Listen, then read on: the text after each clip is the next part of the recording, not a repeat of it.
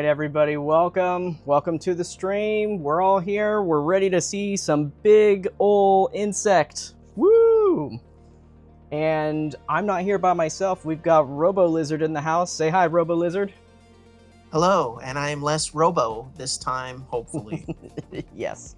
And we're going to be unboxing today Megaguirus the Evolution Set. And it's going to not just be one figure, it's going to be 4 figures in total.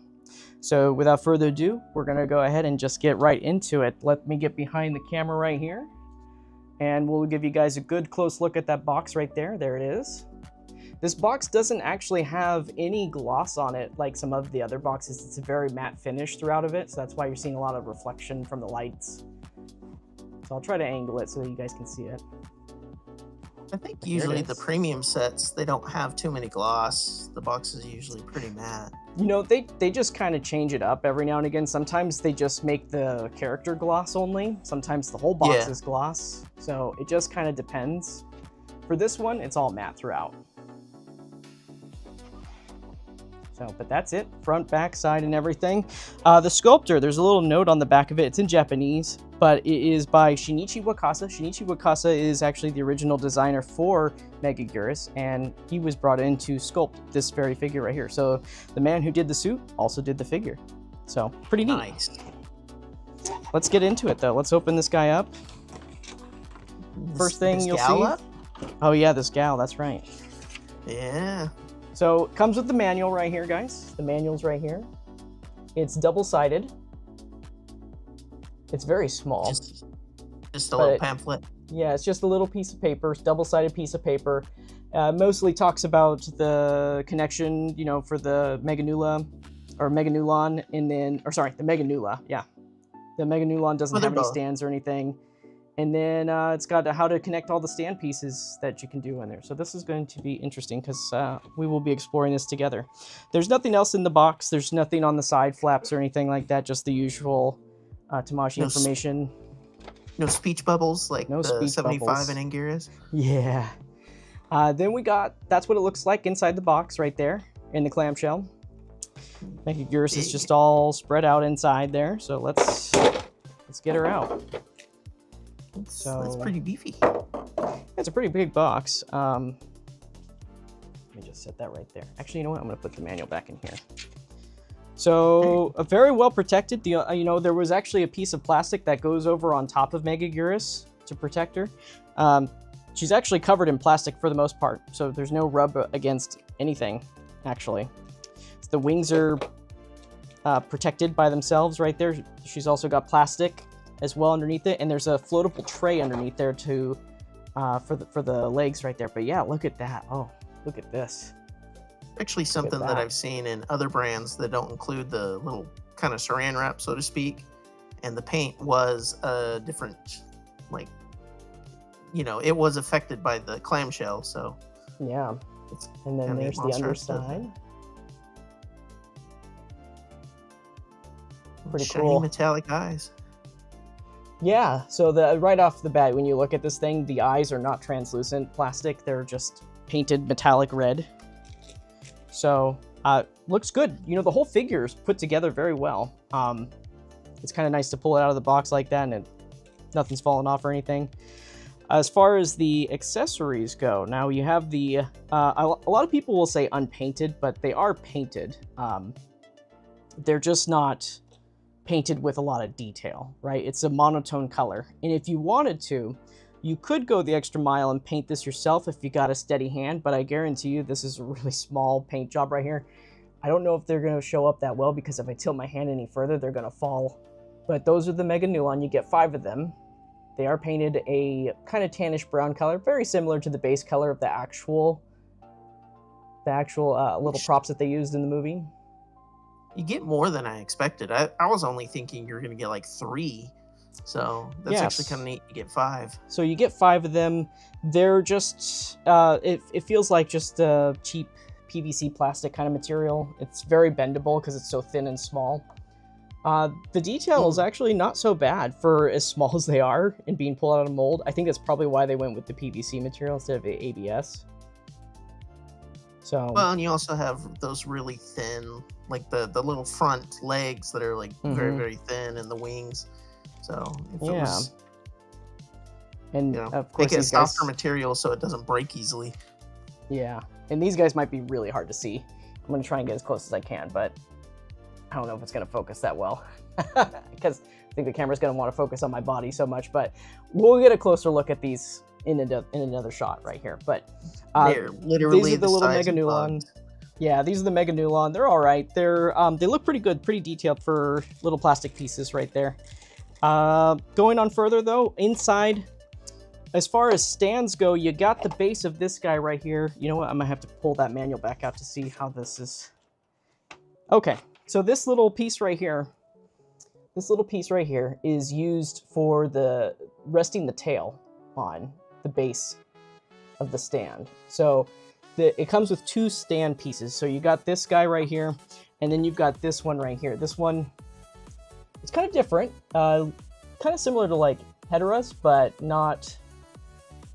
It's angled in a way, so it's kind of angled like a flight stand sort of situation. And then, so this will hold up Megaguirus's body. There's also two connection pieces right here. They're going to be a little hard to see. I'll try to get this as close as I can for now. There's two pieces right there.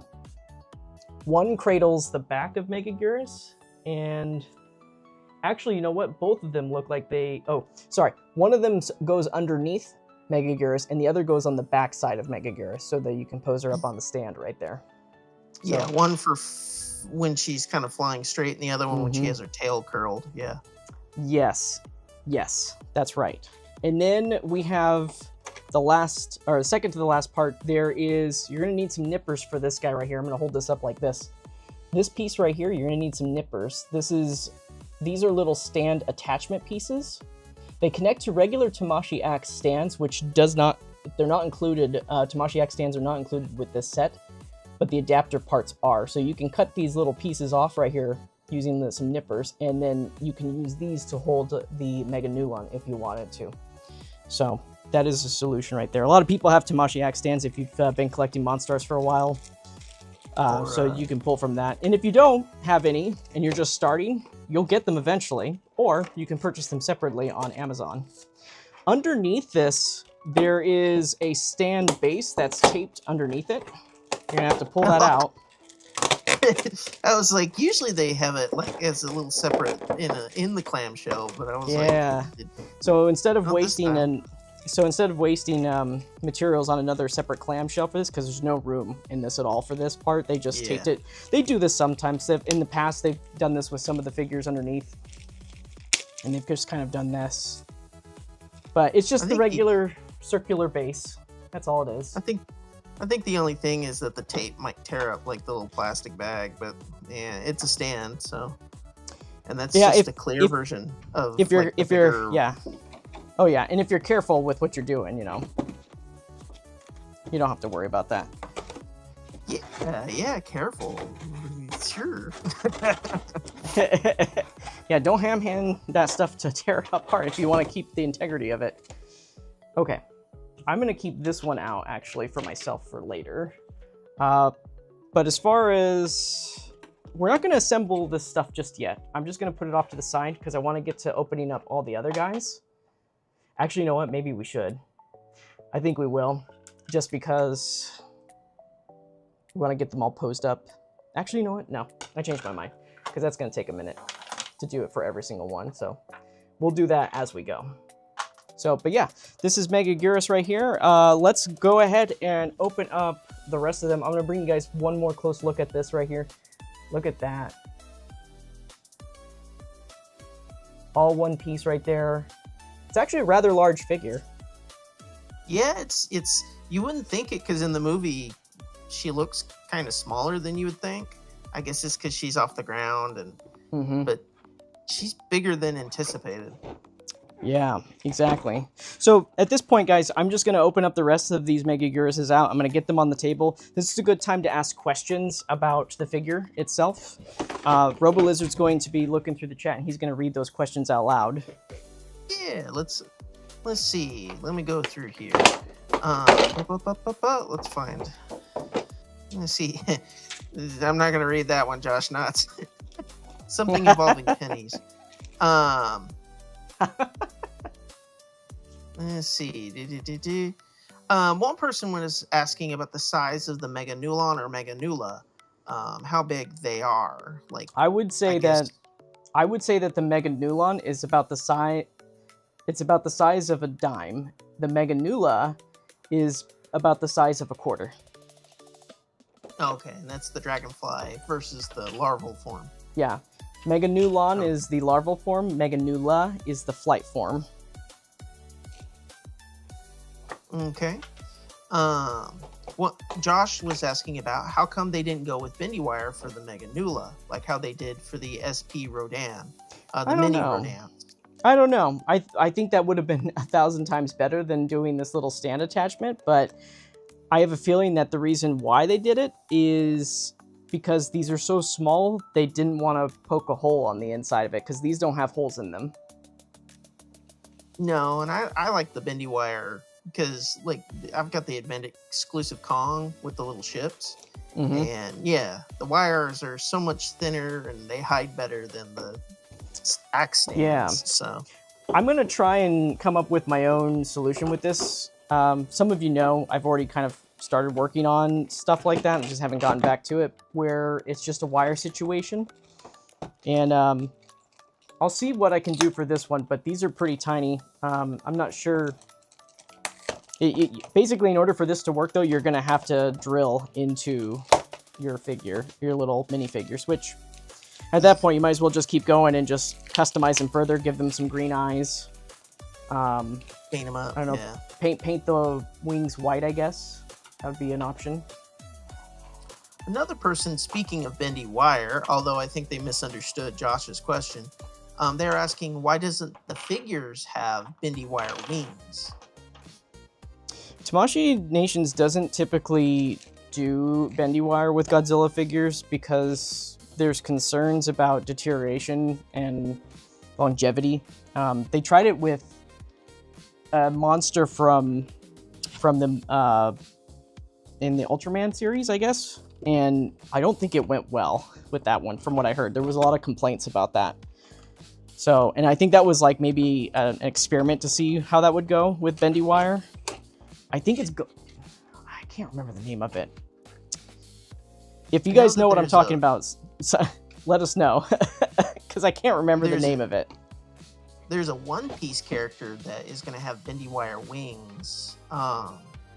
That I don't know if it's been released yet, but it will be soon. And I think it's the only other, like the only one I've ever seen to have any bendy wire. Because I think like the rubber like falls apart over time, or the wire just cuts through, and it never lasts. It just there is advantages of using other technology, because back in the day it was like rubber, right? But now there's silicone that you can do, and I mean it's more expensive to do it that way.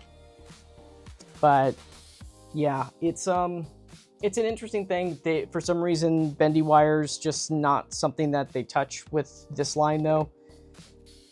And that'd be a good question to maybe touch back on during Comic-Con when I'm back over there. Just ask them, like, is there other reasons why that they're not doing it so much for certain characters, like Destroya and King Ghidorah, and some of the other ones that we've seen, like for the Haya toys, they do some bendy wires with those guys. So, but I have a feeling it's coming from a quality standard of longevity, of collectability.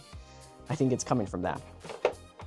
I'm kind of in the same boat. I think I have a strong suspicion that they just don't trust it, and customers end up complaining about it. So, if something happens, like a wire snaps inside the wing or something, so, although it does lead to some really weird wings, like Destroya. So, Destroya's wings are weird. Yeah, well, Destroya was like, one of the first figures in the line. So that one, that one almost gets a pass because it's their first time doing it, right? Not saying that they couldn't have updated it over time, of course, but as in just the first release, that one gets a pass. Yeah. I think that was like the first one to have any kind of dragon or bat style wings, period. Like, Yeah, it was like that. I think Mothra and Batra were, now granted, those are more butterfly wings, obviously. And that's what Megaguirus is similar to, at least in shape. It's still bat-like, but, you know. Yeah. Yeah. And I don't think in the movie Megaguirus' wings really flex all that much. So I kind of was like, not too would much. Be nice. They don't flex too much. No, I don't remember it. They're more. It's more of like the puppet was just kind of about going it really fast with those wings, you know. So there's a lot of motion blur going on in that aspect. Okay. When it kind of goes into high speed mode and starts zipping around real quick. Yep. That's the one. Person's. We can find this out later, but one person is asking if the wings are heavy. Do you think they will sag? They're definitely not heavy, and I just based off of holding it right now, like the heaviest part is actually the main part of the body right here. This is the heaviest part. The wings, these are the same material that King Ghidorah's wings are made out of. So if you're familiar with that figure, either 1972 or the 1991 figure, it's that same material. Same thing with Mothra and Batra's wings, actually. It's that same hard PVC plastic that they use. So, but it's not, the wings don't have a lot of mass to them. They're very small compared to the actual body, and they're very flat. So there's not a lot of heft to them at all. And what's great about them is that these figures right here, they the joints that are used on the inside, they're very, very large ball joints. So you don't have to worry about losing grip over time. Because the difference with the like Mothra and Batra, those guys, they used like a hinge style system, and those would sag over time just because, you know, Mothra had something weird going on with like a metal tube in there. And then Mothra's got a metal tube on the inside of it, and both wings are attached to it. Batra's is better, even though it came out first. It was better because it had that same hinge style, but it was enclosed. You couldn't see them, and they were not, both the upper wing and the lower wing were not attached as one piece into it. So it just, though Batra's wings hold up better than Mothra's. Mothra's droop a lot now these days. So and it's hard to kind of fix that because, you know, Kiki Fix can only do so much, right? Mm-hmm. So, especially if it's that, I think I know that metal tube style where it's like that crimp tube that they just kind of, they insert it and then they expand on it or something. Yeah, yep, that's the one. You can't tighten that because it's, yeah. So again, one of the first figures in the line. So if they ever do it again, hopefully that is something that does get updated, because that was a big complaint from a lot of people, was that style. But yeah, I'd be curious to see what they do next. Okay, good news, everybody. We've got, did I get it all out? Uh-oh, I might have left some pieces behind. Yes, I did. You have a swarm of bugs almost? Almost. I almost got everything out.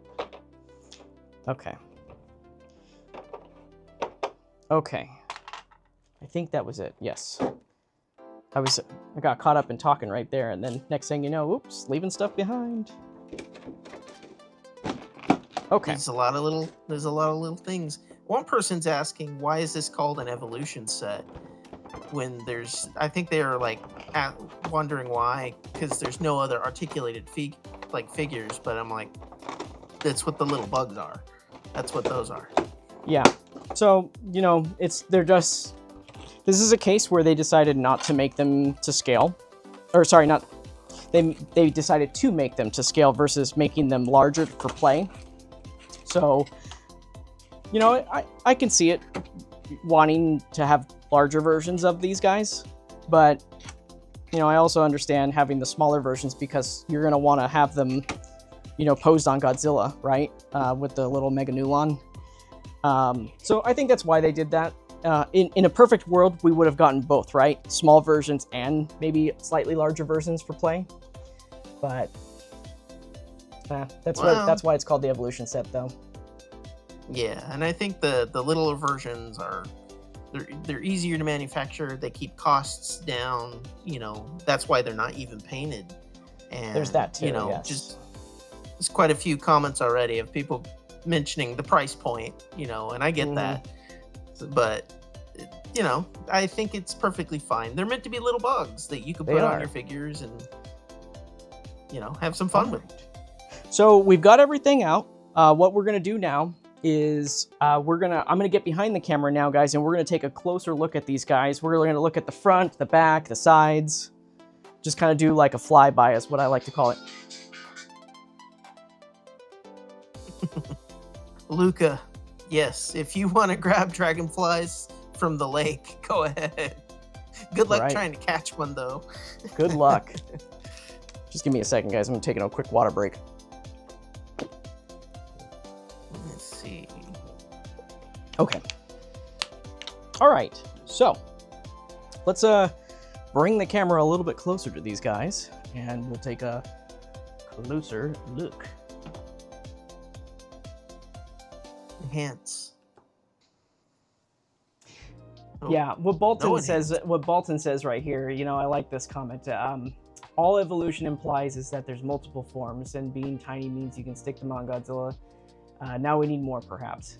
Yeah, perfect. Well said. Okay, so let's take a closer look at these guys, yeah? Okay. So these guys take up a lot of real estate, so let's start. We'll get this close. There we go. Wingspan. It's a Wingpalooza over here. Yeah. Okay, so. All right, here we go. Dragonfly, but I'll kind of move this around. So yeah, so here it is. Now, if you're wondering, like, oh, camera's moving. I had a cable stuck on my knee.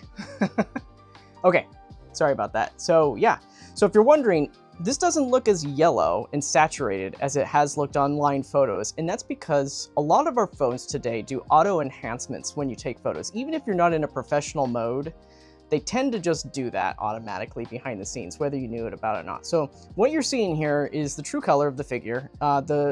The yellows are not super saturated. They're more of a duller yellow in coloration.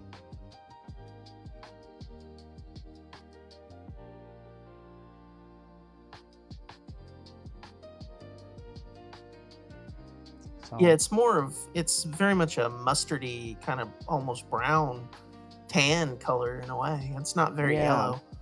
So let's look at some side views of these guys here. That was kind of the front view. Let's look at the side view. I'm gonna push them a little bit further back. Hey, no pressure. Lucas said that this vid is important to him to see if he's gonna get one or not. No pressure. Well, hopefully we won't disappoint, right? So, but yeah, here's our side view of this guy right here. Gal. We're so used to having so many monsters being guys. Yeah. I do like the desaturated kind of feel to her, you know, it being kind of a like pale grayish blue and the more mustard brownish tan yellow, and even the reds, which are probably the more vibrant parts, you know, excluding the eyes. They're kind of almost peach colored in a way. Yeah. It's kind of nice. It's kind of neat. It's colorful, but not overwhelming. Yeah, exactly. The most colorful part is the tail.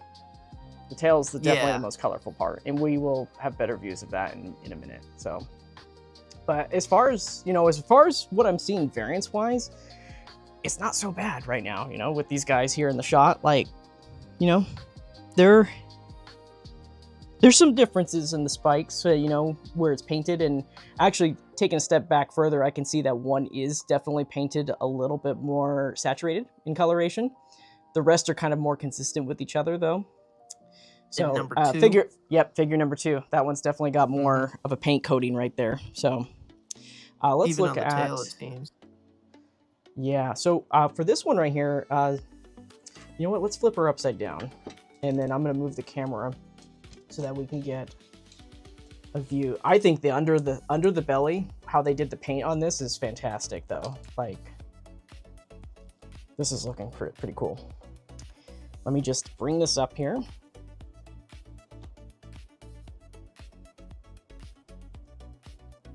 Okay. So here is our top view.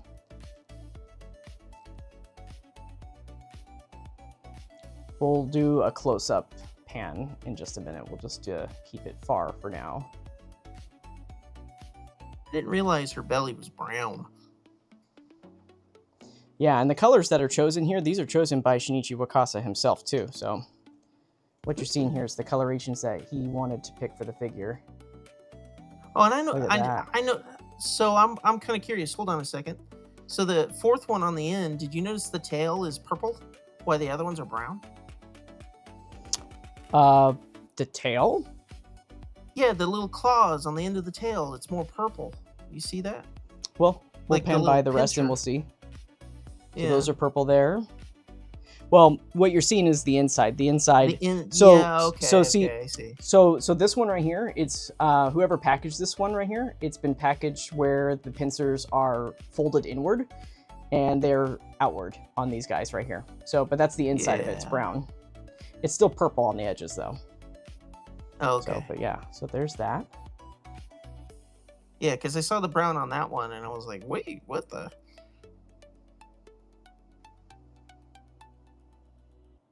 Kind of a glossy brown wash on the belly, it seems. Yeah, it is a very gloss. It's actually interesting because it gets more glossy towards the body, the abdomen. Not so much Yeah. on the tail, but it also seems to kind of, that glossy effect kind of differs between different figures right there. So, all right, and then let me flip these guys over. We'll get a front view now. Give me a second, we'll flip these guys over. I can't wait to get into the articulation of this figure.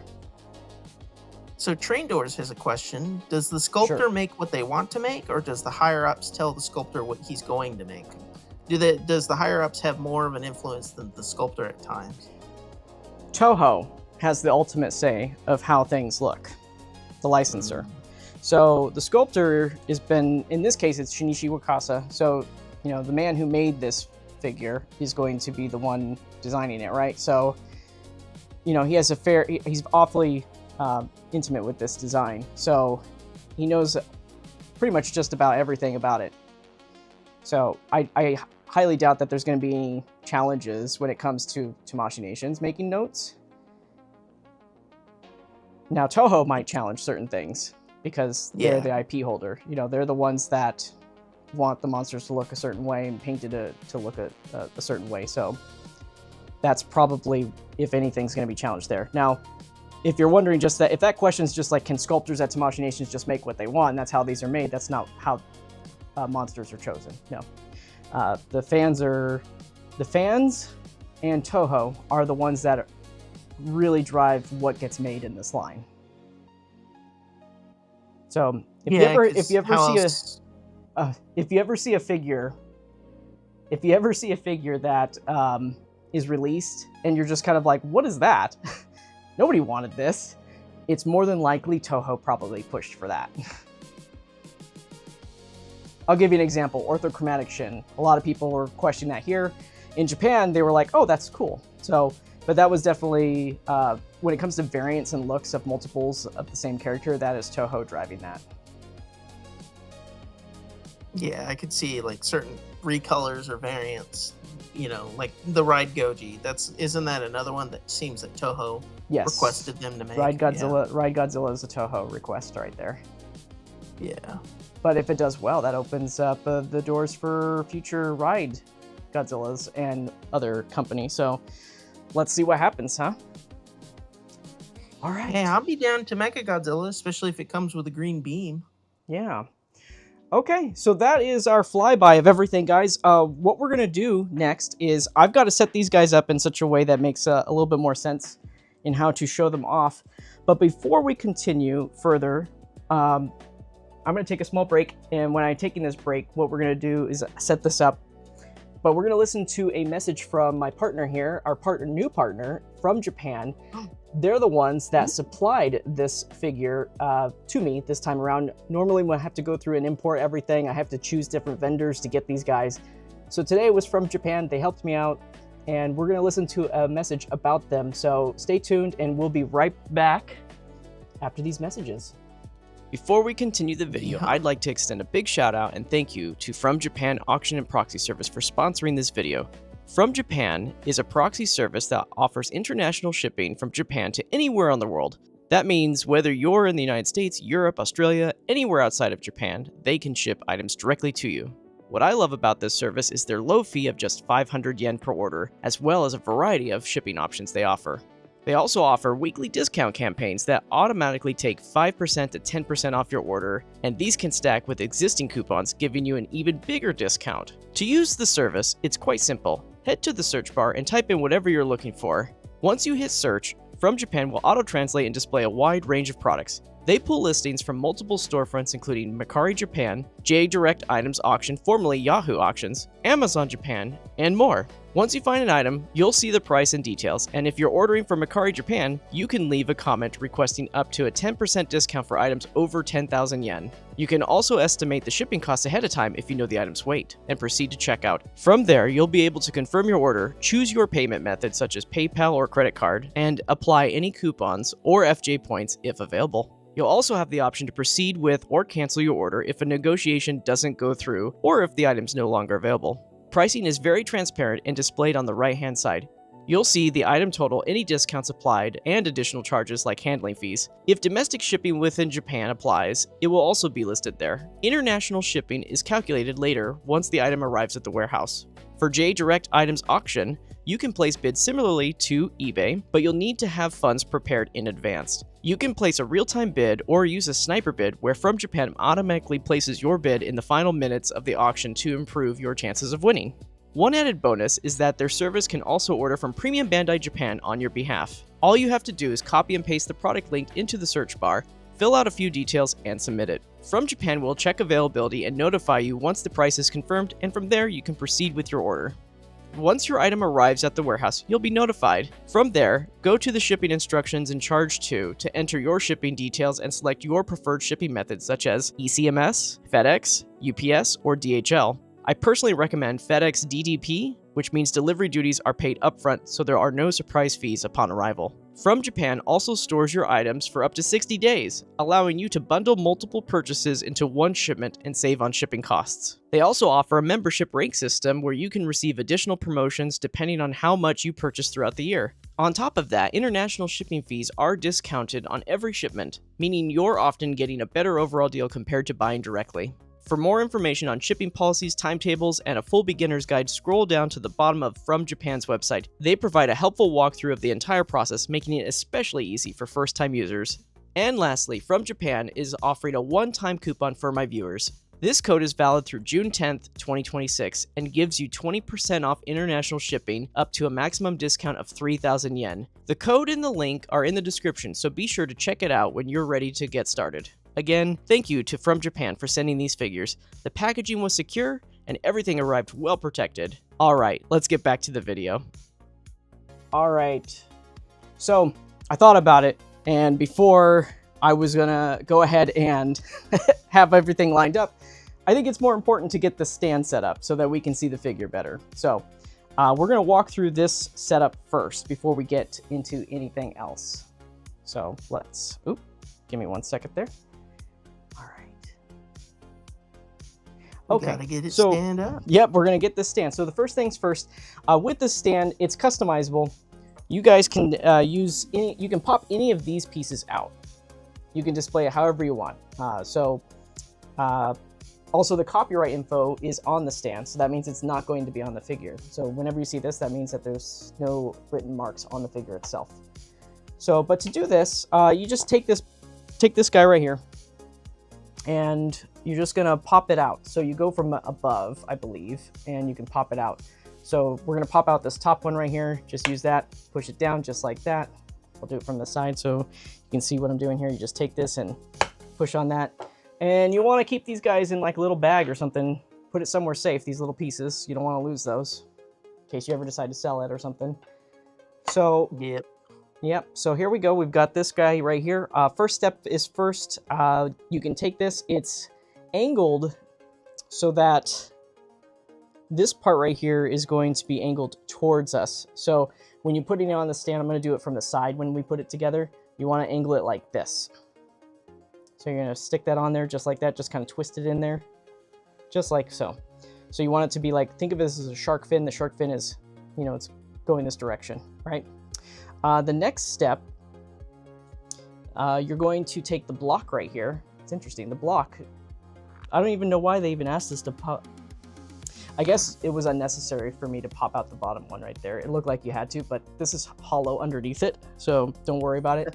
It's just a piece that can adjust wherever you want. And I guess that makes sense, because if you want to have Megaguirus tail posed in a different way, you can kind of put it wherever you want to go.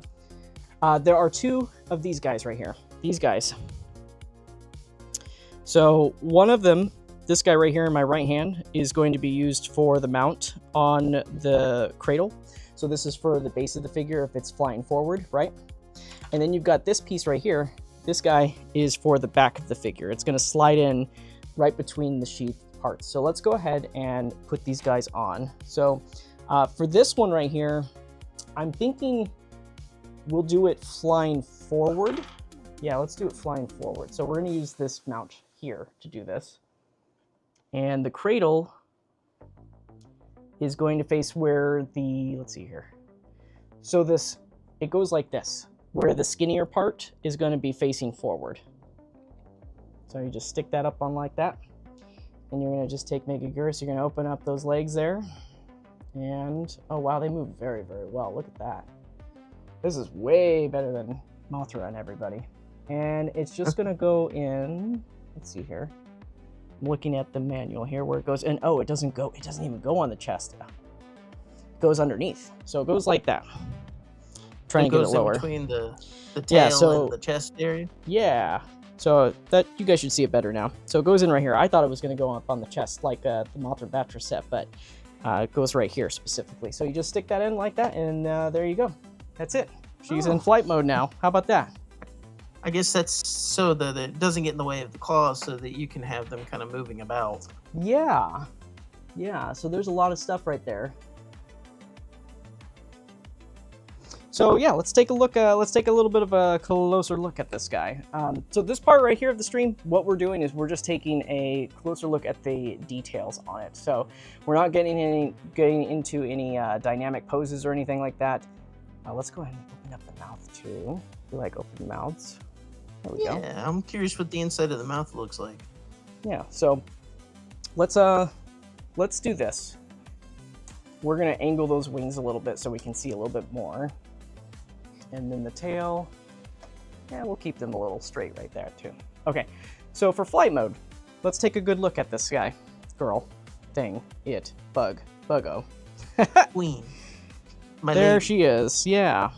So let's take a good look at the sculpt details right here. So I know that there were some folks online out there, they were saying, you know, oh, the teeth aren't so sharp on this figure and everything, but that's, you know, kind of the idea. That's what they were going for when it came to choosing how to sculpt this guy. They didn't want, Shinichi Wakasa didn't make them sharp on purpose. And it probably has to do with the size of the figure being pulled out of plastic and everything. But I think it looks good for what it is. They're still it's pretty detailed. They're still sharp. They're just not long fangs. Yeah. Yeah, they're not very sharp, but it's still detailed, you know. Yeah. So, but let's look at these claws here. You know, this race stripe I'm not a big fan of. I feel like in the prototype, the paint application on the prototype, it was a little bit more feathered. You know, it wasn't like a perfect. It wasn't like a perfect blend, but it was like it still had a bit of that race stripe, but it wasn't just such a hard cutoff. So I might update that myself. It's on both sides. Like you see how this has got some nice blending right here. Would have been nice if that kind of continued right here on that. But everywhere else, you know, where all that blending takes place on the body, like on the face, it's there. Let's look at the other claws right there. Yeah. It's not completely unappealing though, so. So you got a little bit of blending on this one right here towards the edge right there. So that's nice. Let's look at the other parts of the body here. So claws are looking good. We've got some nice paint apps right there. there isn't too much paint on the actual claw parts. Like it's very similar to kind of how they did the Batra set, and that was one of my complaints, is that they were so well painted on the official, or on the promo, but in the official it was just kind of lightly painted. So I might also hit that with some extra paint to get that to a little bit brighter. So it's actually not so bad on this guy right here. So this actually might be a variance thing that we might be seeing with this figure, is that some like of these, the claws. Yeah, the claws, they're probably going to have some variance right there when it comes to the paint application through all that. Like that one is, I think the one that, you know, in the far back left side it's a little brighter, but also more, like the contrast is higher in a way. Yeah. So I just stuck a reflector under there so we can see a little bit better of all these details underneath. So, but yeah, let's look at the wings now. So yeah, the wings, you know, underneath it, it's got a shiny, it looks like it's silver, but it's not. It's just a shiny gloss coating that's on top of it. And it kind of gives it that silvery look to it because the light is bouncing off of it. It's okay. The blending is really done very well on the top part of this, all the way to the tips. They look great. I believe that there was a little bit more yellow on the tips right here, and they're very minimal on the tips. It's still there. It's just very, very minimal. Is there any shading in between the webbing of the each little segment, or is it just kind of one color? Yeah, it's just one color throughout this whole bit right here. There's a little bit of some paint right here towards this part, but other than that, it's just kind of one color all the way through. And it's like that. There's a little bit of in the promo, there was a little bit of, not on the top of the wing, but on the bottom of the wing, there was a little bit of this. It was very faint, but they look like they got rid of that for the final version of it. So it's not there. So not going to see that. Let's look at the tail. Let me bring this down. Oh, look at that. That's gorgeous. So here's the tail. The tail, very colorful. They're unlike the special color version of Mothra, which had issues with the original paint of the original figure underneath these. They're painted all the way through on these sliding parts right here, the sheaths. So you don't have to worry about any mistakes like that. This one's got a little bit of warpage right here, but you know what? A little bit of heat will fix that. You can move these guys out underneath. We'll get a better view of underneath in just a minute, but let's just look at the top of the figure. I'm actually going to take it off the stand for this part right here because I think it's just easier to hold it. So, but there's that. Look at that. I do like how the yellows and the kind of peachy, pinkish red looks all together. I think that actually looks pretty nice looking. It's very nice. It's the most colorful part of the figure, where you have the different colors. The back of the figure, it transitions a little bit. So right there, kind of, you can see that red starting to transition away. And then when you get to the top of the figure, yeah. It's mostly the red just that disappears, purple. Yeah, it just goes away completely right there at that point. So let me move these wings down. So wings. But it does look like they use a darker purple for the top of the body there. Yes, it is a darker. It's also more glossy as well. It gets really glossy looking at this part because down here it's more of a matte coating. It looks like it's interesting because it's more glossy towards the inner parts of these sheets, but when you get to this red and yellow on the outside, it's more of a matte coating. But really right here in the middle, it's really glossy compared to the rest of it right there. I wonder if it's just overspray from the yellow a little bit that might be causing that. Well, it doesn't look yellow, but it could be something like that. The yellow is very very glossy too, so it could be that. Okay. It could be. Let's look at the bottom of the figure now. So, starting with the head and the neck area, let's start there first. So yeah, head and neck painted very well, blended very well right here at the top. It looks really great, especially towards the neck pieces right here. These are floating neck pieces, by the way. So there's some 2.0 articulation on the inside of that. We'll explore that a little bit later. As far as the chest goes, of the abdomen right there, it's really neat. It's a dark brown on the inside of there, right? So it's really dark, and then it kind of gets a little bit of a, it's like a muddy different color, like a darker mud and a lighter mud, right? But it's very blended. It's blended very well throughout this whole bit right here. I really love it. The transition, especially with the side of the body right there, it works so well. Yeah, it feels kind of fleshy too. So, yes. Which I think is for an underbelly that, dragon's underbelly needs to be fleshy. Yeah. It's very well done though. Yeah, that does look really good. And then let's look down a little bit further right here. The little pearly bits right here, those are painted very well. I don't see any major slop on any of those parts right there, like over paint or anything. They look all right, actually. They're very shiny, very pearlesque. They seem more or less painted on straightly, because usually little pieces like that, there's a little slop. There is on the second to last one there a little bit, but it's not too bad. Yeah, nitpicky. That's gonna bug me. Don't do this at home, everybody. Use a hairdryer. Don't use a heat gun. I use a heat gun because it's quick, and I know its limitations, but I just wanted to straighten that. I just wanted to straighten this guy out. I was using a mini mini heat gun, and I fried the paint on a custom I was working on. Oh no! Thankfully, it was a resin 3D print, which apparently those are far more heat resistant than normal plastic, but I had to scrape the paint all off and restart. Wow. Sucked. Okay. If it was normal plastic, it wouldn't melt.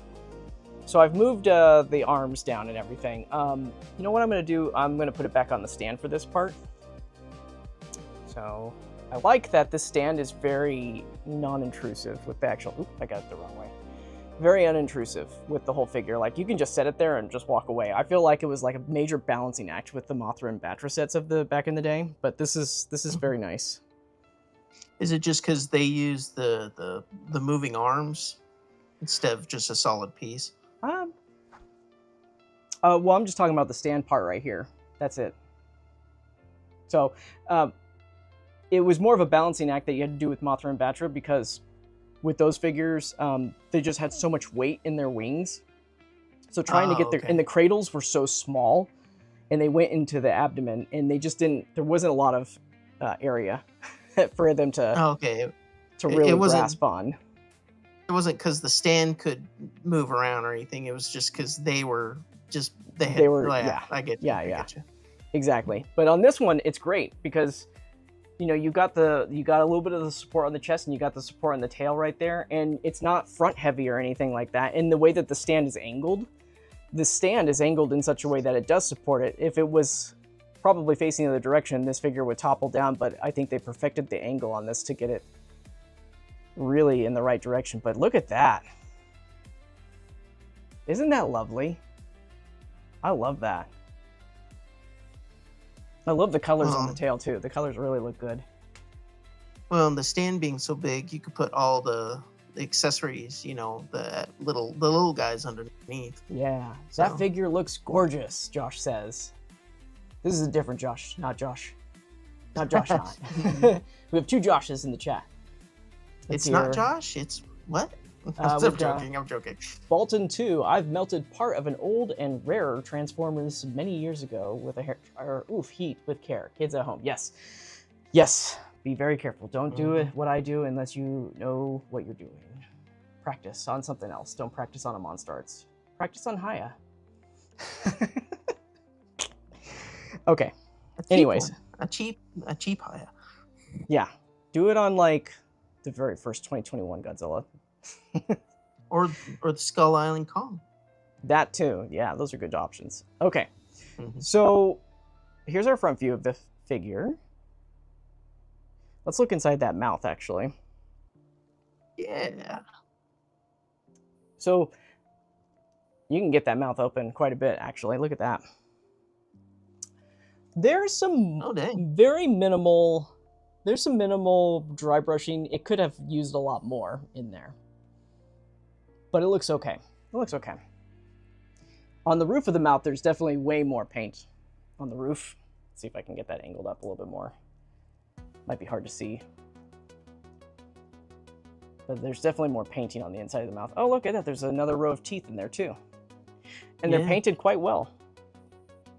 Okay, so we've looked at most of the figure right here. So what we're going to do now is we're going to just do a comparison with all the other ones. And since I have this standout like this, what we'll do is just kind of rotate them from every single part. So, let's start with just looking at, I'll keep the mouths open for these parts right here. You know, I'm going to bring this up a little bit more. So I can look more straight on with that. There you go. Okay. So first thing we're going to look at is, and focus on, is the head, the teeth and everything, the paint along the neck. So there's a lot that we're going to be looking at in this one part right here. So let's just kind of keep track of what we're seeing. The neck, definitely a brighter yellow throughout, especially in the last right here, this last row. This last row is definitely a lot more bright than these guys.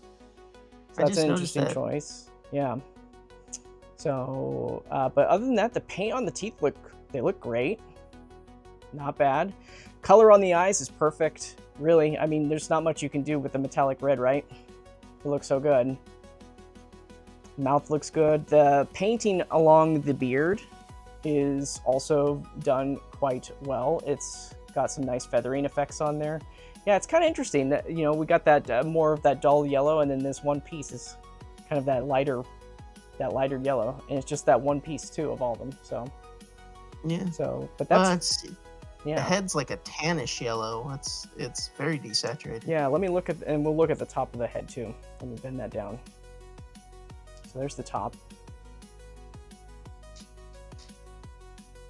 Yeah, I think it looks good.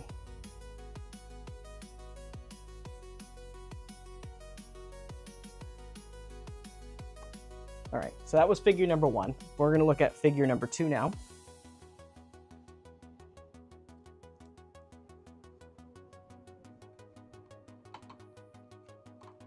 Okay. Make sure I get that on. All right. Let me just move these guys. Now the balancing act comes in. What's that? Now the balancing you have to do, because I'm not looking at it from the backside. There we go. Now it's on. So it's interesting because, you know, Megaguirus can be positioned so that it's looking up in the air. There's a lot of different positioning that you can do, actually. So, all right, let's take a look. Oh, I have to do this from the side. So you can't just simply plop it on. You gotta see a little bit. The only figure I've ever had where I could just kind of get away with plopping it on, weirdly enough, was 2019 Rodan. Oh, yeah? Like, yeah, I don't know why. Like, every time I plopped it on, it just stayed. Interesting. Yeah, it was weird. There we go. Okay. I was moving in, and the wing would hit the camera, and then it would fall off. Okay. So here's figure number 2. Let's start with the side view of it.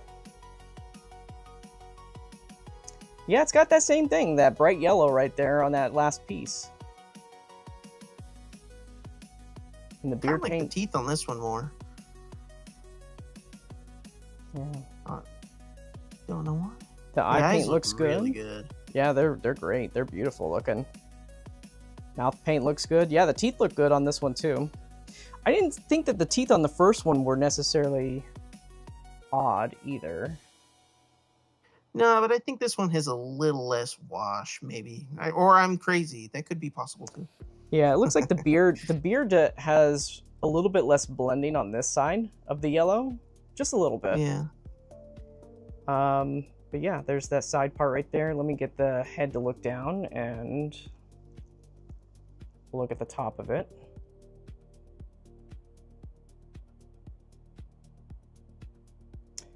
It's nice to see that there is proper paint application right here down the middle of the head. So the lined parts, you know, they're painted very nicely. Well, and it seems like there's a little bit of actually a little extra color on the top. So it isn't just that desaturated yellow. There is like kind of a more orangey, brownish, a little bit on the edges of the top spines. Yeah. So, are the top scales. So that was number 2. Let's take a look at number 3.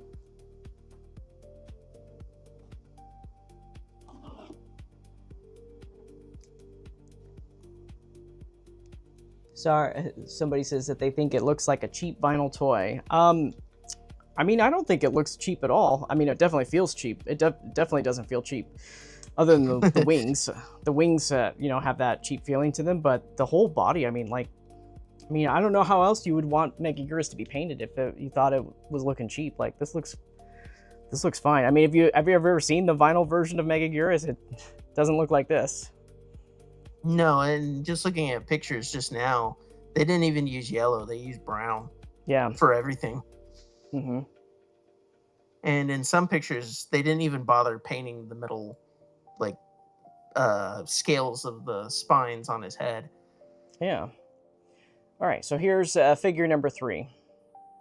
So this one's got the saturated yellow on the neck all the way through, it looks like.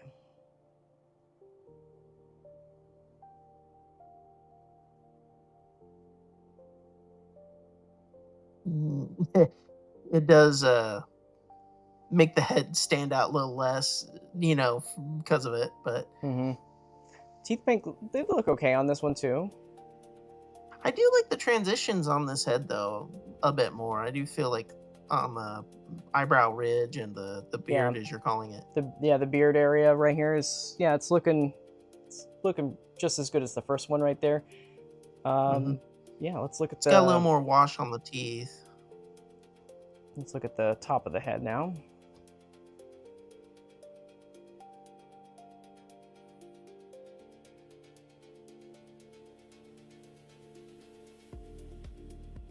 Yeah, it seems like there's a little less of the yellow tannish paint, but I kind of like this one the most, actually. Yeah? Yeah, I kind of like him. So that was number 3.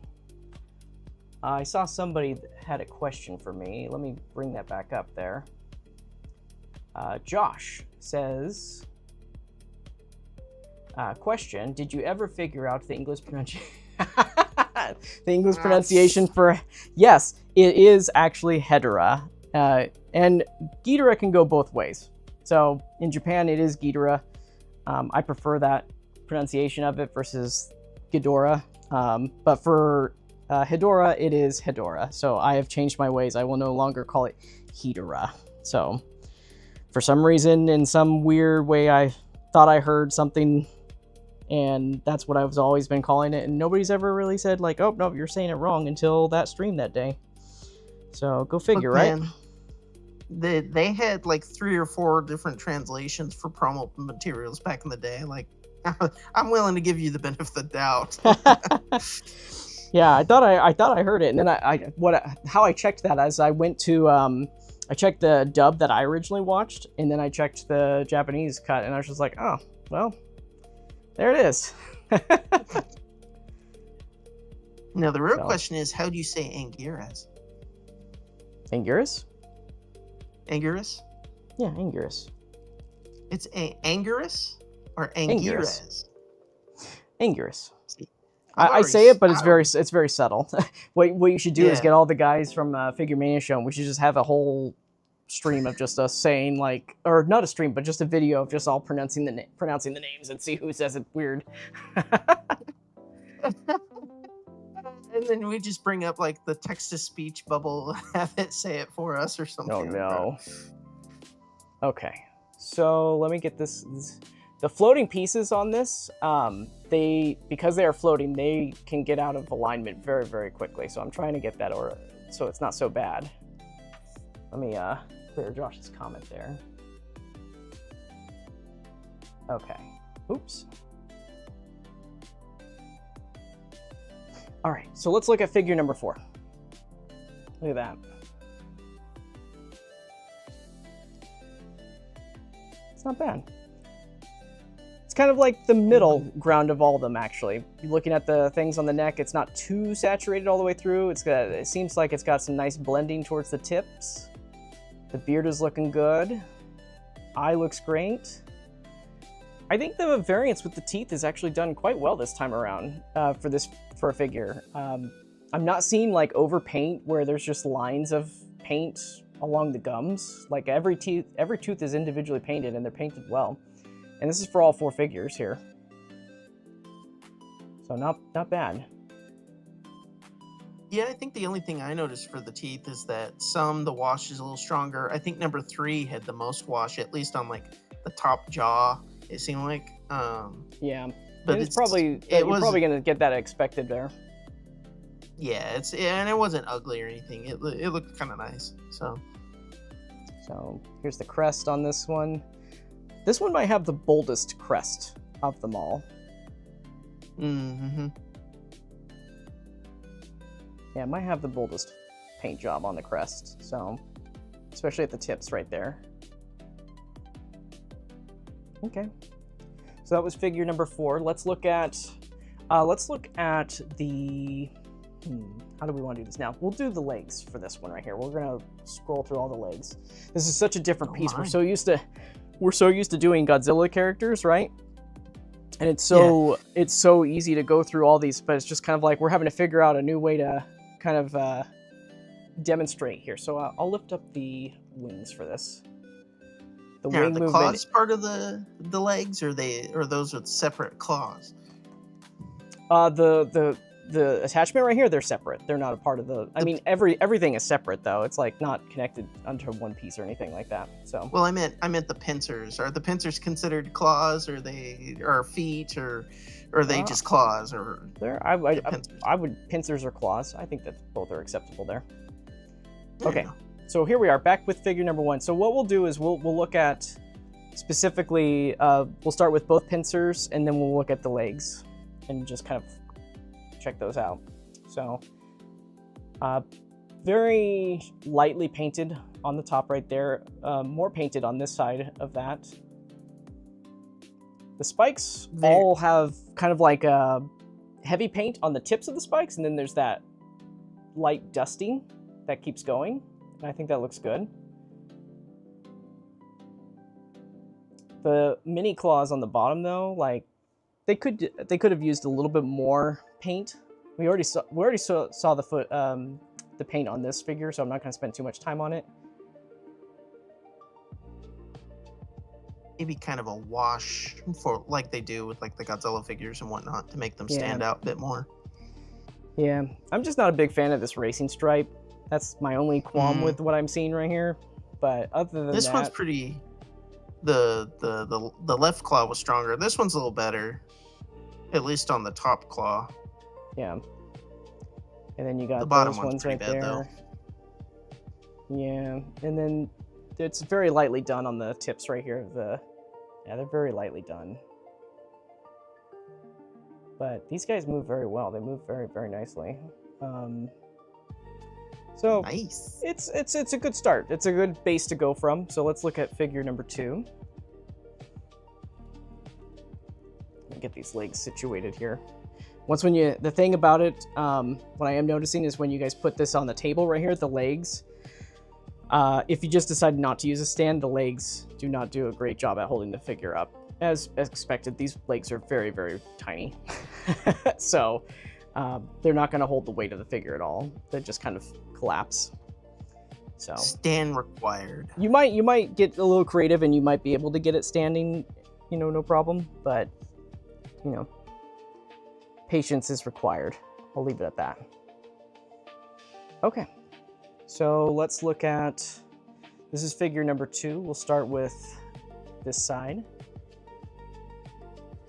So to me, the paint is already, there's more paint on the spikes of the claw, the pincer right here. Yeah. The race stripe is still there. It's basically the same. As far as the coverage on this, I think the coverage on the legs on this one is a little bit more, it's a little deeper. What do you think? I think it's a deeper yellow on these guys. Maybe it might be the same, but it's looking similar. Maybe it is similar. It might, maybe, but I think like on that metal one, it seems that they picked out the individual spikes a little bit more, and I kind of like that. I think that one. Yeah, I'm gonna hold this down so we can move the legs down a little bit more, but you can see that more. They've got that more painted right there on that side right there. So yeah, it's not too bad. No. As far as a little the less over. Oop. That's our first ball joint that we just popped out right there. Actually, since we already have it popped out, let's just see if there's any additional articulation in there. Nope, it's just one piece. It's just one piece. So let's just stick it back in. Not too complicated. Yeah, that was my fault. I bent it too far. I was just seeing how far we can get them to go out. Okay. It's kind of interesting that it has a little yellow inside of it. It might be that maybe they were painted at the base of that color. I don't know. Oh. Or they're made out of a yellow plastic and then they painted purple? Who knows? That'd be kind of interesting. Let's see here. So it's definitely lighter on this claw than it was on the other one. You can even see it from back there. It's a lot more saturated. This is a little bit of a lighter paint application that they got on that. Race stripe, still the same. The other legs here.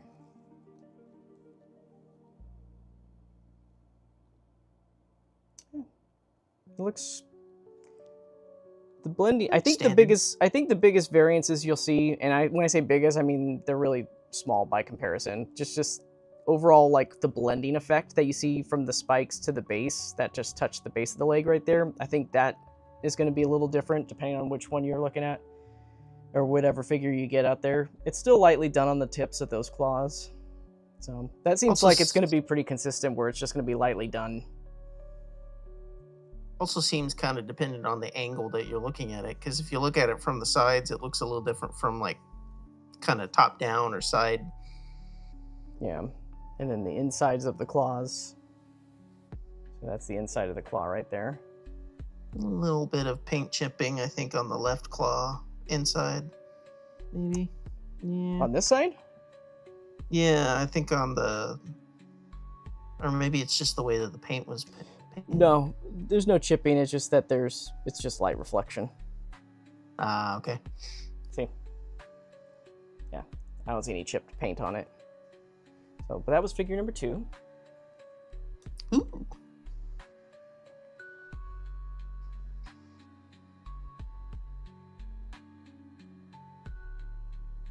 All right, let's look at number 3 here. Let me just get these legs straightened out. I can't wait to go over articulation with these guys. This is going to be a lot. There's definitely a lot to talk about with its movement and stuff. So let me just get these more spread out there. Okay. Did somebody say 2.0? No. Who's the special guest? Oh, that is Robo Lizard today. We have Lizard. Robo Lizard here. Lizard. Did you just call me a loser? Well, come on, man. Lizard. Loser. Exactly. It sound like King of the Hill, Hank Hill. You're a loser. Okay. So let's look at figure number 3. Yeah.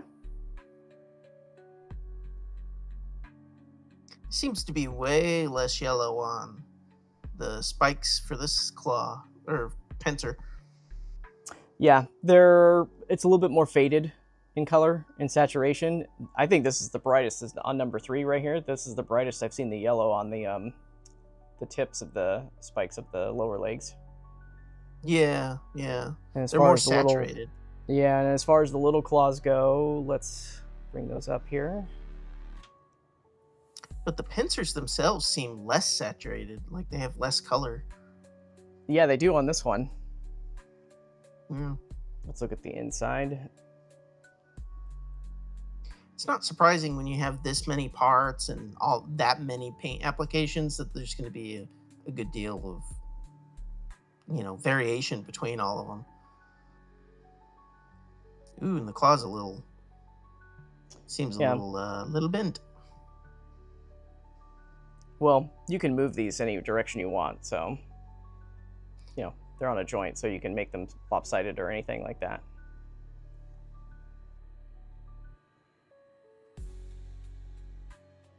Yeah, this top part's not articulated, but this bottom one's on a ball joint, and you can just make it go any direction. So it doesn't have to just open straight and shut. You can angle it differently. There's a little bit of paint scuff that happened on this guy right here.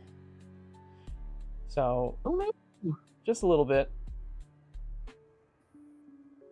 Maybe it adds character, like he got into a brawl or something, right? So, and then Well, the he's other used to side. claws being snapped off. Or she's Yeah, been there you used to claws being snapped off. go. Yeah, not too bad here either. It's similar to the other side too. Yeah. Let's This look one at might the. be. Seems like it's kind of got the most in between the spikes. It seems like it's got a lot of paint Yeah. in between them a little Let's bit. look at the claws there. Still lightly applied. Maybe a little bit more coverage though, but still lightly applied. Mm-hmm. Okay, so that was number 3. And then we'll get on to number 4 here. Yeah, as soon as you know, if you put it on the table with the legs all the way out, it probably will hold better with its pose versus if you have them kind of bent a little bit, because then that's when it kind of collapses on itself. Okay, I'm trying to bend the tail down so that it just kind of stays put. And let me just angle those up. And then let's look at bring its head up too. I really love that there. Okay. And then bring this guy up. Yeah. Overall, what I'm seeing with these guys overall, the subtle blending effects is where you're going to see variance. And in some ways, some of them have more saturation in other parts than other figure parts do, compared to other figures. But I think if you had any of these by themselves, you're not going to notice the difference, right? No. One of these, if you owned any of these individually and you didn't have all these other ones to compare with, you'd probably be satisfied with what you got. So. Well, and even when I've sat and watched your comparisons, and then I've gotten the figure from you, and it's like, no, it's like some of the stuff that I see is like, all those you don't see it when it's in hand at all. Yeah, and that's the difference. When we have when we have it on the camera right here, we're zoomed in and we're looking the heck out of these things. So there's things that you just don't pick up on when it's on a shelf. This one's okay. Or even, yeah, even in hand sometimes. Yeah, this one's all right. I mean, like I said, there's not too much variance, major variances. There's small finite variances between every single one, but not enough to where you go, oh, the other one had a little bit of a paint scuff on there, but that can happen to really any figure out there when it comes to mass production. So, but other than that, I'm actually quite happy with what I'm seeing so far when it comes to variance. Okay. Especially with the number of paint applications they're having to do per piece. Exactly. That's so minute, Okay. So now let's look at the wings underneath the wings. Since we're here already, let's do that. We already got them posed up. Let's get this on. There we go. Okay, so wing paint.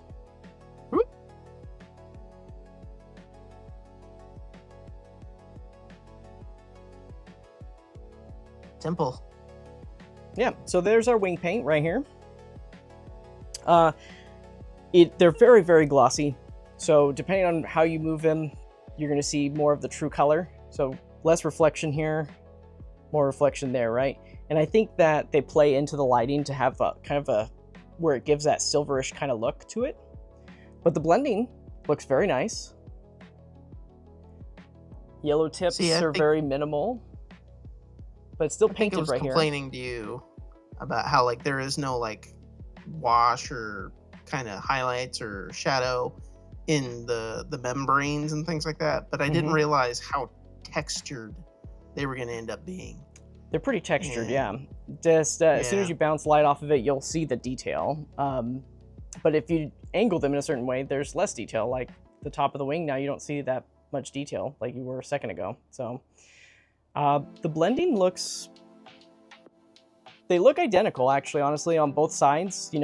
Towards the tip right here, it's purple, and it's just like that on the other side of the wing. Let's look on the back sides.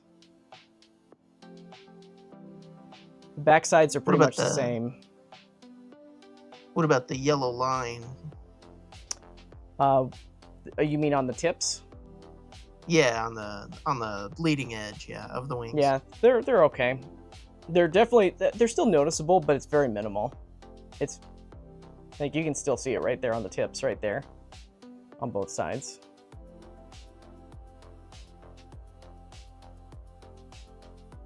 So, forgot that we can zoom in. So, but yeah, they look good. They look okay. This one's, I would say that on the back side of the wing, the yellow tips are stronger than the bottom side are. So, but that's figure number 1. Let's look at number 2. You did see one little paint splotch for a little bit of red, but it was so tiny, it wasn't that big a deal. All right. Let me just get these wings closed upward.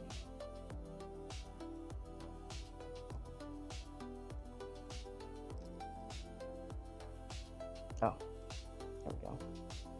All right. Already seems like there's. Oh. Already seems like what? Well, it seems like, at least on what I can, there's a little less yellow on these ones. On the little spikes. There we go. You know what? For some reason, this one does not want to cooperate with sitting on the stand, and I don't know if it's because I have a leg in the way. I think I do. Maybe I need to angle the wings better so that there's better distribution. Okay, there we go. Nope, just kidding.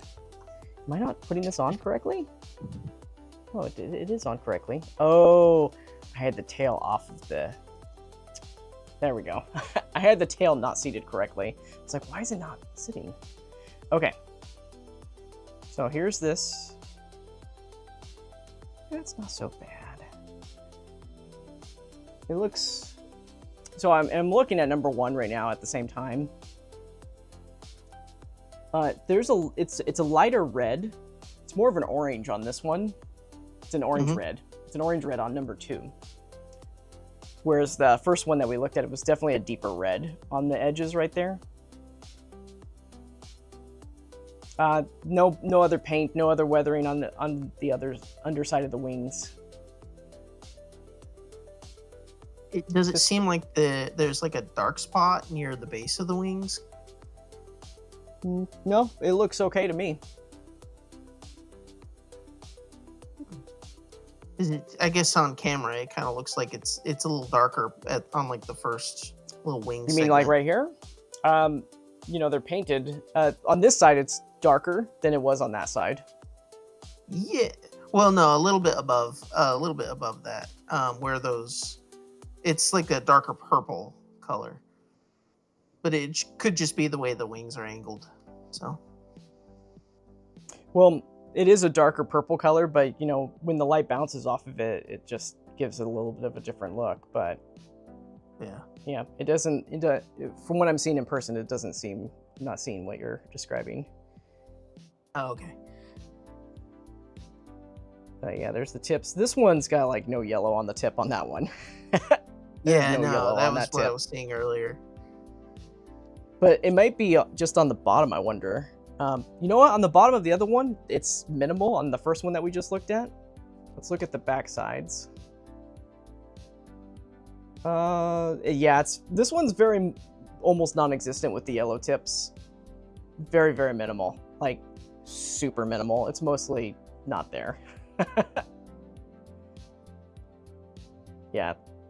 So whoever was painting this figure, they totally just skimped on painting the tips. Yeah, they're not like that. So number 2.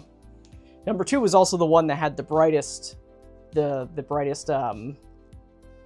back. The back was the brightest yellow. Except for the wings.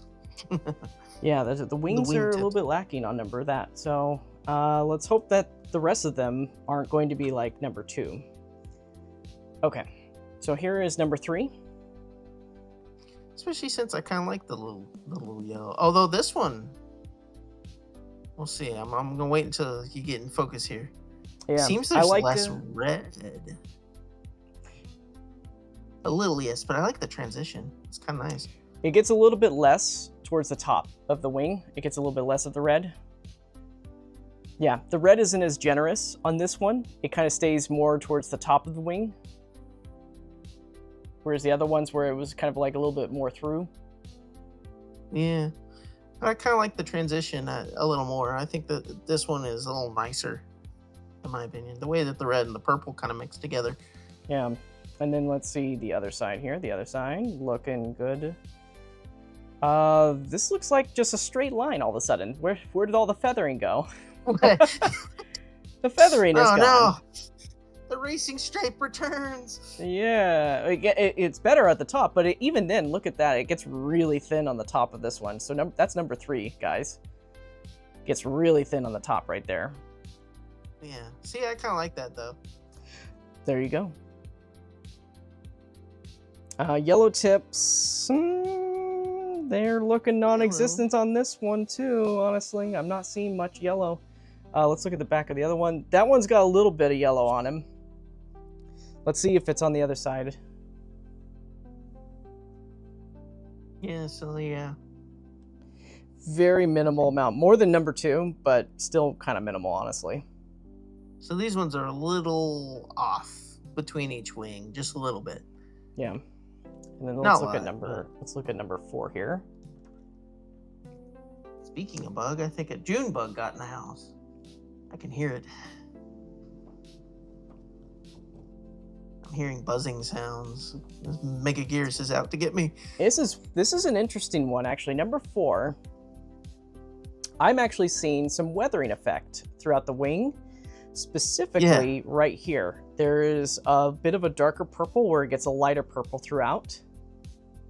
That's what I was talking about earlier. Yeah, that's what I was talking about earlier.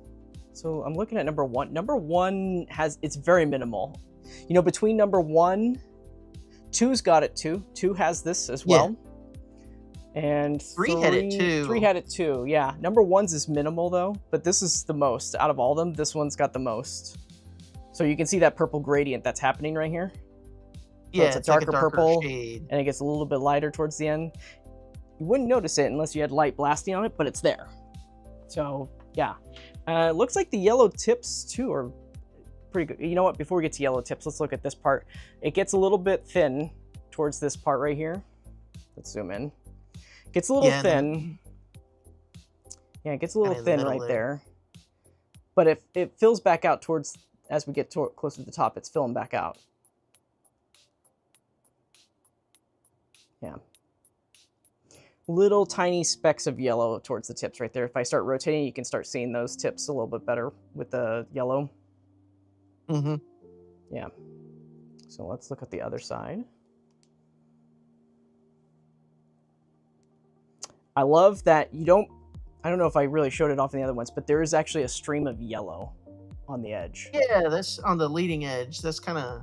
Yeah, just a very small, subtle streak of that. So that's pretty cool. Like just a little highlight that they just drew on. Yeah. This one actually isn't so bad. This wing, it's pretty balanced all the way throughout, and you got that nice dark purple shading towards the top of it.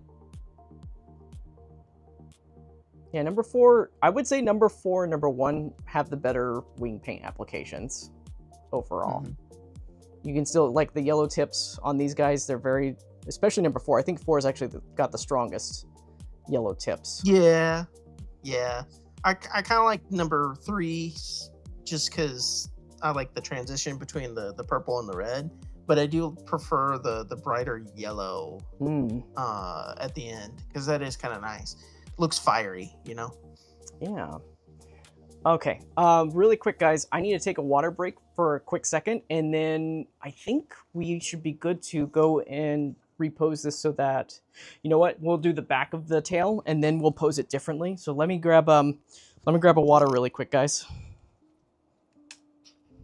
So Luca, I'm kind of with you. I do wish the wings were a little bit better because I kind of wish that they had a bit more shading, kind of similar to what you see at the dark shade that they've got, but for like each like kind of part.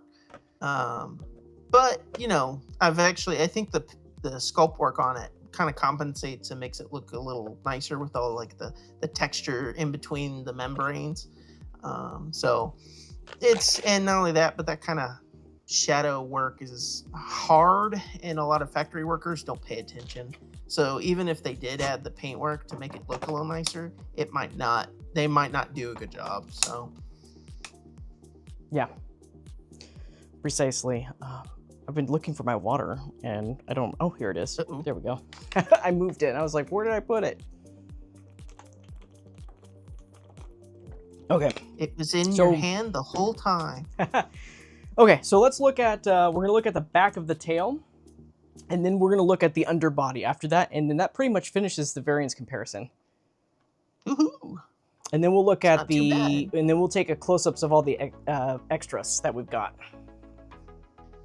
And then we'll compare them to every bug in the collection, right? That's right. Oh, wait, I got this facing the wrong way. Forgot that I moved the stand. Okay. But at least you know it can't work the other way around. All right, so as far as the tail goes, because I was looking at how we would pose it otherwise, I might, you know what? I might just hold it for this. Yeah, I think I'm gonna hold it for this. For the back and the tail. That's what we'll do. Cool. So it's just gonna be more Then difficult. It might allow you to be able to kind of flex it a little more so we can see inside the, yeah. Yes. So first things first, let's look at the back first, right? So here's the side of the back. So we'll look at the back first before we get to that. So back paint looks okay. I love none of the spikes seem like it's a hard transition. They have a nice blending. It's not just like a race stripe, right? So that's nice. We've got paint that goes down the side right there. So it looks good right there as well. Sonic the Hedgehog would be jealous. Yeah, don't tell Rob.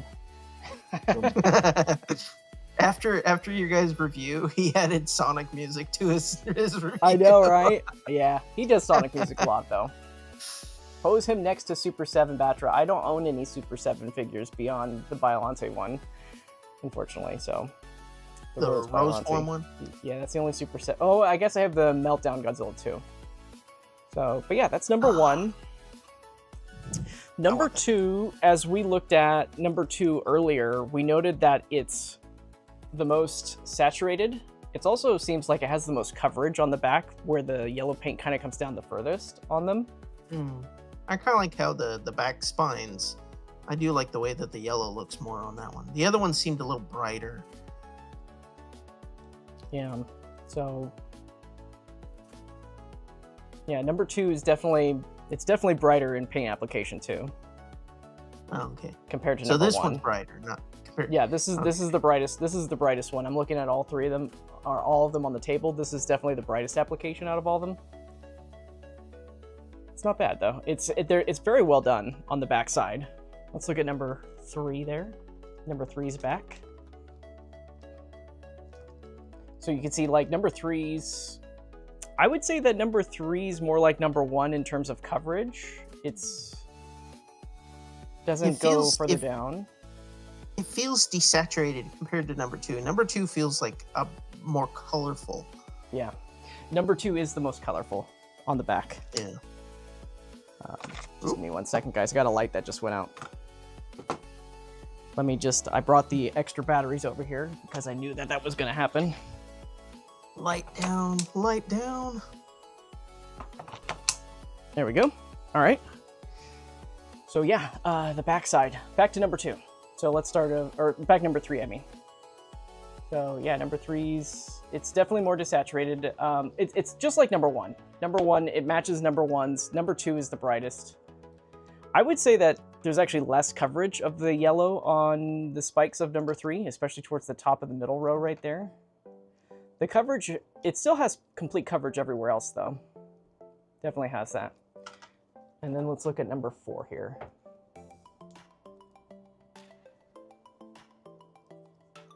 Okay. Let's see here. All right.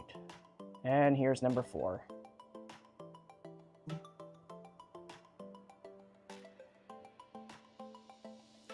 It seems like it's got the more lightest saturated.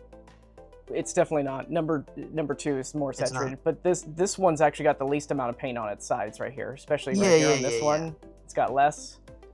It's less right there. Yeah, number two is the most saturated and the most bright. But this one, the blending on the middle is not so bad though for number 4. It's looking good on the middle part. No. Like yeah, I'll bring in number 2 just to show you. Like number 2 versus number 4. But it does have way less paint compared to the other 3. Yeah. So, okay. And then now let's look at the tail, the back side of the tail. Oh, yeah. We're going to go to number 1.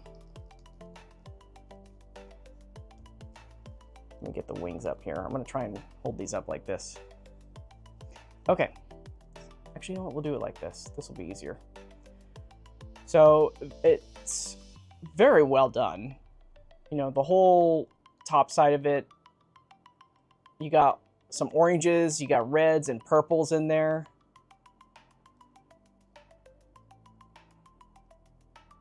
I'm not gonna lie, I'm digging it. I won't lie, it's really nice looking. It looks really good. Most attention was went into that. And then here's the bottom of the tail. See, the only thing I don't like is the brown, but I know that's accurate, so that's kind of like, Yeah, and with that, you know, it's got an interesting transition because it's got a matte coating right here, and then as it's like the side of it right here, it gets more of that glossy shine feel to it as it transitions up. So that's pretty cool. The tips of the tail right there, you know, they're painted purple on the sides, they're brown on the inside of the tail, and then you got the yellow tip of the stinger right there. So that's not, it's pretty good looking. Yeah, and that one's the only one that the tip is a little bent, right? The other ones are straight. Yeah, this one, I gotta do some heat treatment on that one right there. But yeah, you can fix that with some heat treatment though. Yeah. So, but that's number 1. I like it. The yellows look good. The way that the red kind of blends right there also looks nice. Along with the purple gray. I like this orange that goes on this piece right here to start that transition, because you can see it kind of changes its form right there, right? So I like that. Okay, let's look at number 2.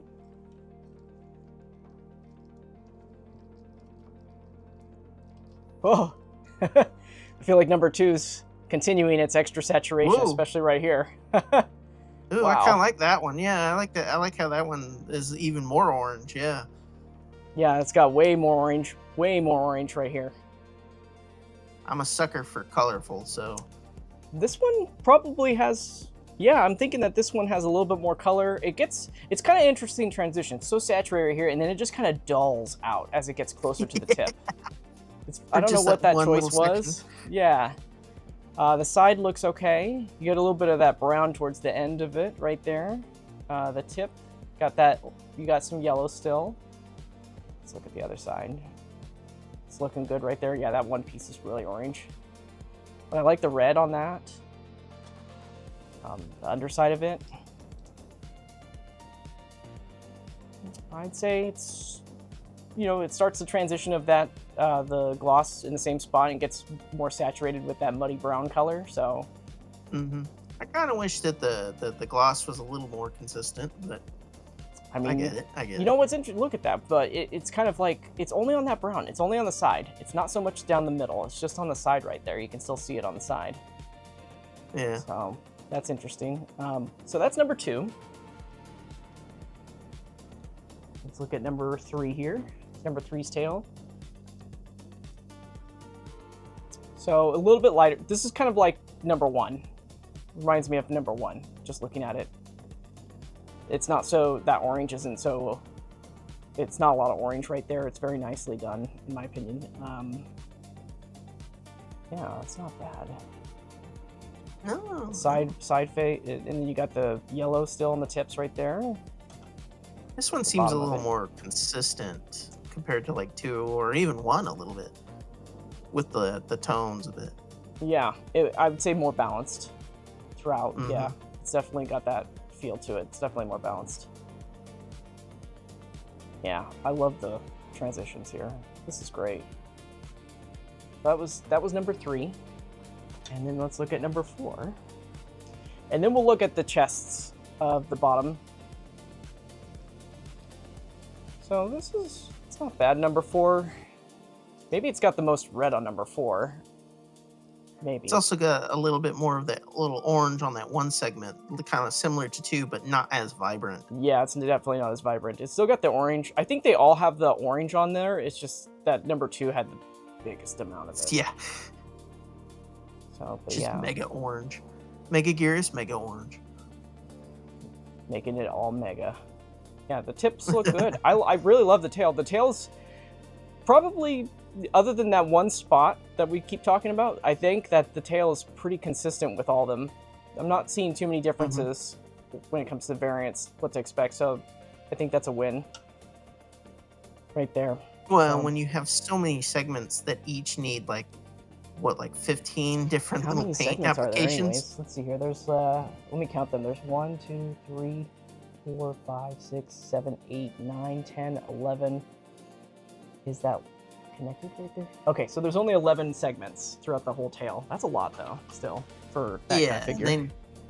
And there's, like, how many different little spots? Like, there's, like, 4 or 5 different, like, spines per segment, and then the reds and the purples, and then some have the metallic jewel, and the other ones don't. Oh, yeah. You know, the brown, the wash. That's a lot of paint per step, you know.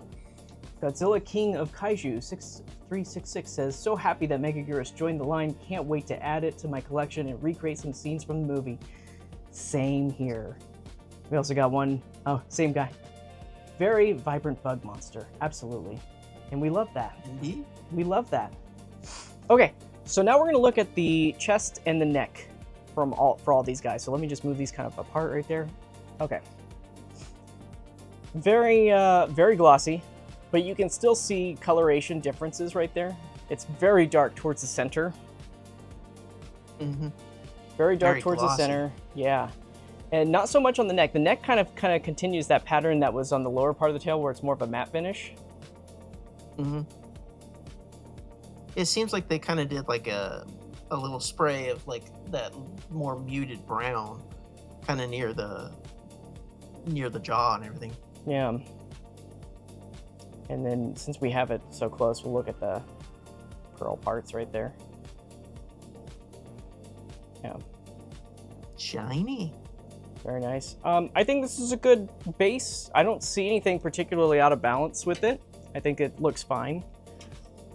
Let's look at number 2 here.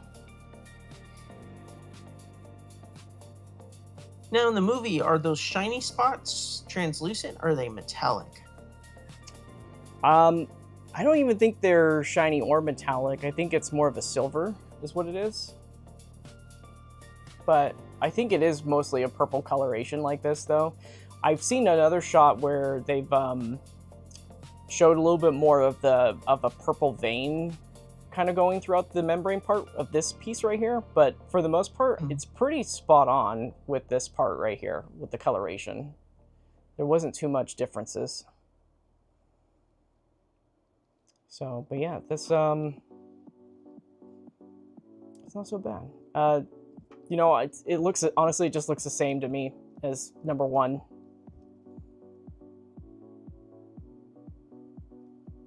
Yeah.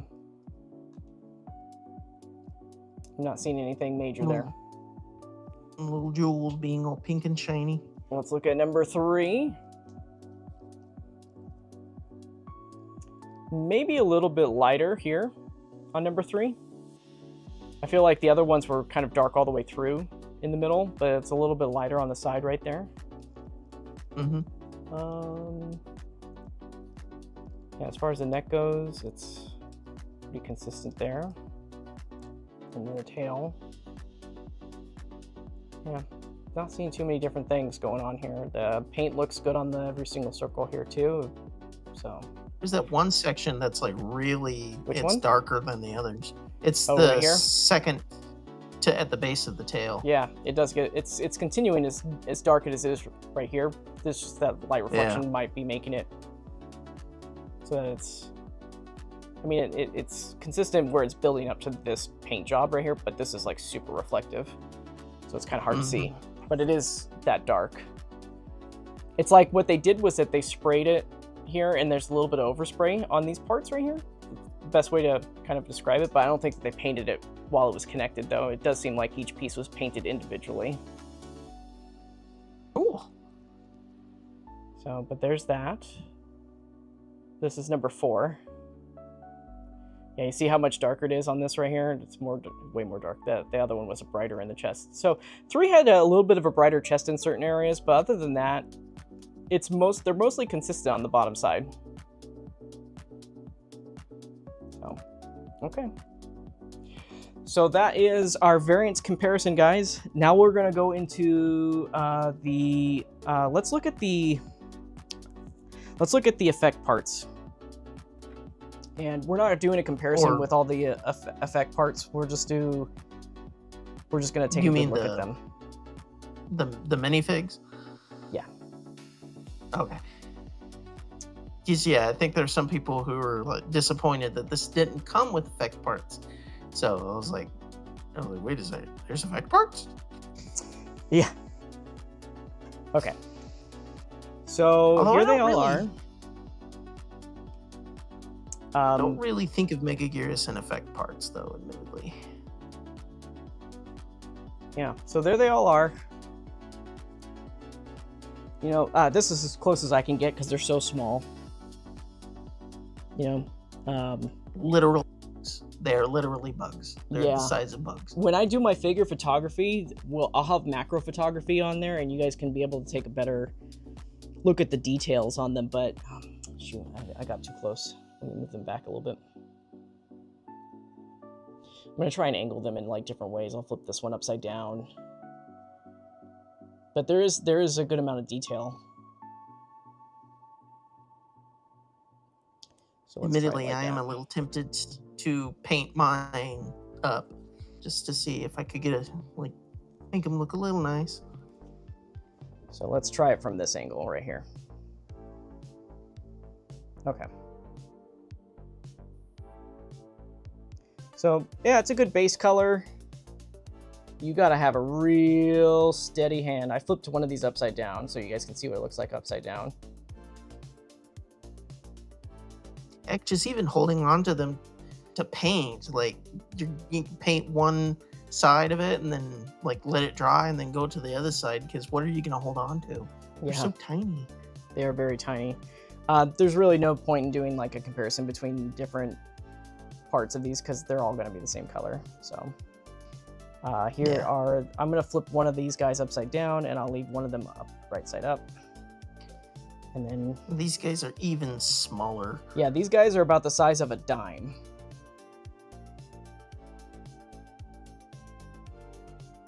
They're very, very small. Literally the size of a beetle.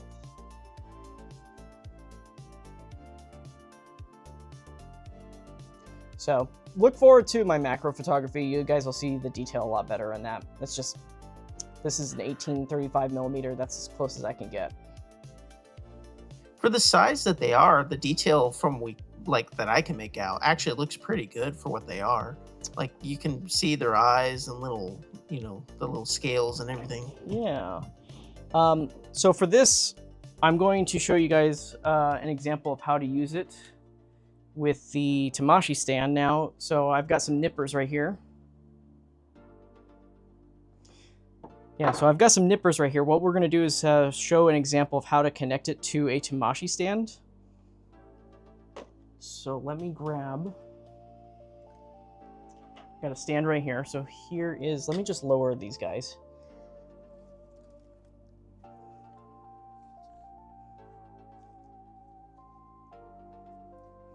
So there's our Tamashii stand, and what you have to do is, what did I just do with that piece? Oh, here it is. I had my hand on it the whole time. So there's this piece, guys. This is the part that's going to cradle. You got to use some nippers to get it off, and underneath it, we'll go on a regular Tamashii stand. So when you do this process, you want to get as close as you can to the piece right there and just nip that off. So right about there. Very simple. Are they made of a hard plastic, or are they kind of a softer plastic? It's the same, it's acrylic. Okay, so hard. It's a harder plastic. Yeah, so it's made out of that acrylic plastic. And then, So then you just take that and you just pop it in like that. Yeah, oh, get in there. Oh, I guess it is in. I was waiting for, okay, I was pushing in, it was already in. So, but yeah, that's it. It goes on just like that. And now for the fun part, getting one of these guys on there. So it doesn't seat like completely down. No, you can push it all the way down. I just didn't push it all the way down. And then according to the instructions, it says that, oh, other side. So according to the instructions, it just says that the rear part of it is going to be the part that goes on to that little clip part. So it looks like the tail will just clip into it just nicely. So let's bring that down a little bit more. And you just take this here and, oh my, this is kind of scary actually. I don't want to break it. The clip is smaller than the bug itself. I'd say that the bug is pretty small, but let me see if I can get that. Oh, you know what? You probably have to put it, so you have to put it in on its side. Put it on its side and then roll it over. That's how you do it. That's it. So don't do what I was trying to do in the very beginning of that.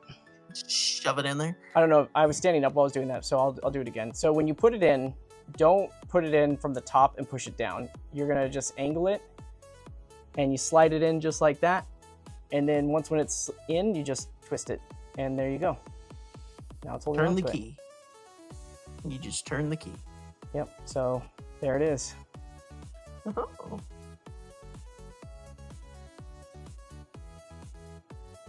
It's neat. It's just that it's so bulky, you know? Yeah, with the stand. I think if there were like wire, I don't know if there's any, like if you can get any wire that would plug into those little base parts, but I mean, even a 1 millimeter wire though is going to be pretty big for this to plug into. Yeah, because it's so small. True, that's true. And I think that's why they did that, is because of how small these guys are, instead of using a wire. So, you know, this looks like a 2 millimeter, or sorry, no, this is 3 millimeter right here. So 3 millimeter attachment. So yeah, if you get a 3 millimeter wire, you can attach it with this attachment onto the piece right here. So, but other than that, yeah, it's still really detailed, honestly. Like you've got there's wing vane parts right there. You've got even some, trying to get some light reflection so you guys can see it, but you can see there's actual rivets in the tail too. The tail looks like, you know, the same as Megaguirus's with the little 3 claws and spikes. Yeah. Let me get the, this one's a little bit harder, so I'm gonna use tweezers to hold this one up. Just easier. And get a better, see if we can get a little bit of a better view. I can get it on there, yeah. So, focus, there we are. Kind of reminds me of a ladybug larva. Yeah. And then the top of it right there. Oh, it's actually multiple pieces. Yeah, I think it is. Or so like the legs are one It's kind of piece. hard to tell. Oh yeah, the legs. Yeah, I think they are one piece, and then they put it together, glued it on. So some poor sap had to put this little tiny thing together. Exactly. And there's 2 of them in there, right? So yeah, it's like, we need you to do hundreds of thousands of little bugs. Yeah. So, but yeah. So that's that set right there. Let's position. You know what? I didn't do this. So might as well just do this right now. I'm going to position this next one with a different stand piece, and we're going to show Megaguirus in its other position. So we'll use 2 figures. We'll show the flight form version of it. And then we'll show the comparison between them. Yeah, the different poses. We didn't show that off, so let's do that before we get into articulation. Nice. This piece goes. Let's see here. It's more of like it's angled. I think it angles like this. Yes. So it's going to go like that. Let me just move that off to the side there. So this is the way that I'm posing this guy up this time is going to be so that this, where does this go? Ah, I see. So this one goes like this. Oh, okay. Right? I was curious about that. Oh, wait, no, I did it wrong. I did it backwards. It goes like this. Yeah. Goes this way. All right, and then we're gonna use number 2 as an example. So 2 goes, I'm just looking at the manual as we do this. It goes on, should be right here. Let me move this out of the way. Okay, is it that piece? I think it is. I think Harold showed that you didn't even need the little block to hold the tail up. It will hold up over time. Yeah. Or at least initially. I do like having it, though. It feels classy. Okay, now I see how it connects. Okay, so yeah, it just goes and pushes in.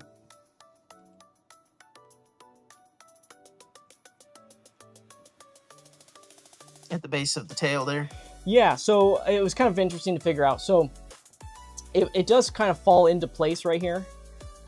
Just note that when you were putting this on, this part of the spike right here, this large piece, it's going to go on the back side of this and not inside of it. That's what I was trying to do. I was trying to put it in like this. It goes on the back side of it. So when you pop that in there, make sure it goes on the back like this. So it should be going over it and it will rest in there. Okay.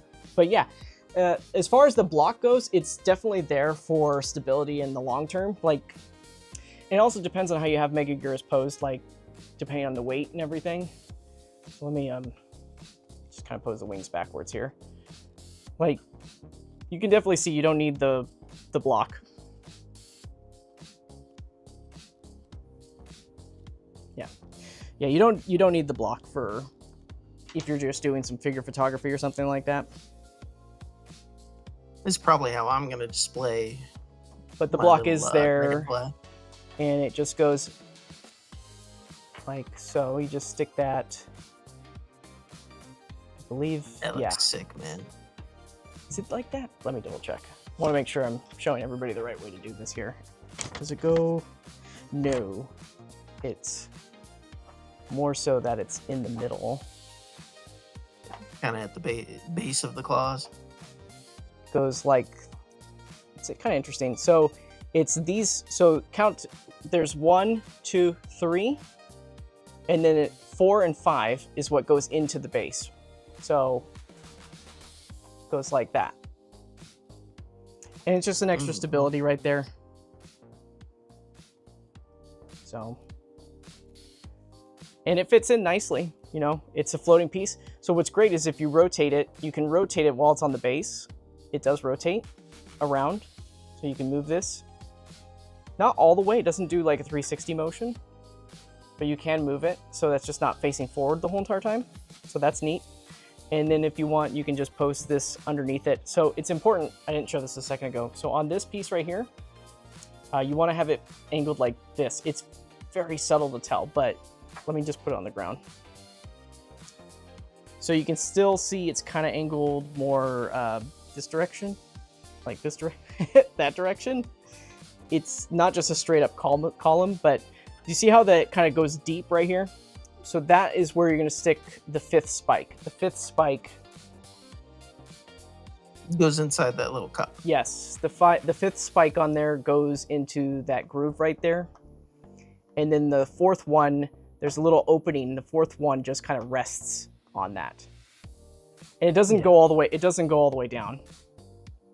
Well, and somebody had just asked if the block plugs in. No, it just sits. It's a floating block, so that way, the reason why it's a floating block is so that you can see, like, this is the front of the stand, how I have it positioned right there. That's the front-facing part of the stand, but you can have Megaguirus facing in different directions on there, so this is why it's a free floating block piece, is because you can rotate this. So you can rotate Megaguirus this direction, and then you can just freely move the block. If it was on a piece it would just be stuck here and there. You'd only have 3 positions you can get it in, but this allows the ability to kind of customize its long-term position. I kind of like how having it at an angle, you can set the other bugs to the side if you wanted, just for display purposes. Yeah, I think that'd be kind of neat. Yeah, and then so now I'm going to put on the other one, the other flight form mode, and I'm going to have the wings posed upwards this time. So yeah, there you go. It's really cool. Having both of these setups is really, really cool. You have 2 different dynamic poses that you can get this figure in. See, now you need 2. So you can have one in one pose and the other one in the other. No. No. Oh, come on. No. I say that knowing you have Legion and you're going to do that. Yeah. Yeah. Sublime says, beautiful. I'm assuming that's how you wrote it. Was just like how Jim Carrey said it. But yeah, it's your...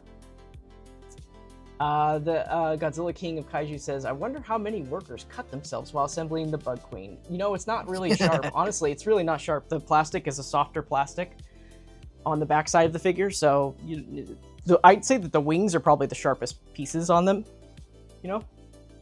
But other than that, I like this. You got 2 different setups. Depending on your display option, you can have it, flying forward. This is the most minimal. This side right here is obviously the most minimal. This one's a little bit more to do, but it is, it's more menacing this way, a little bit more of attack buggo mode. So attack buggo. Yeah, attack buggo. So, but yeah, I'm a fan of both. I like this. Here's the front view.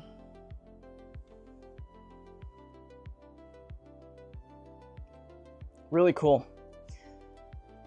So figure 1 I have on this, and then figure number 2.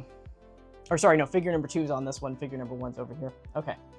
So with that being said, now we can get into the articulation of the figure. So we're not going to spend our time going through articulation between every single figure. That would make the stream never end, because there's a lot to do that. We did that once with Godzilla 2004, and it just was a long time to go through articulation. Yeah. So if there's anything that we want to compare with other figures, we'll do that. But for the most part, we're not going to go there. Okay, so let me just get this set here. I'm going to... Where'd my reflector go? Where did I put that? That'll be something for future me to figure out what I did with it. Okay, anyways.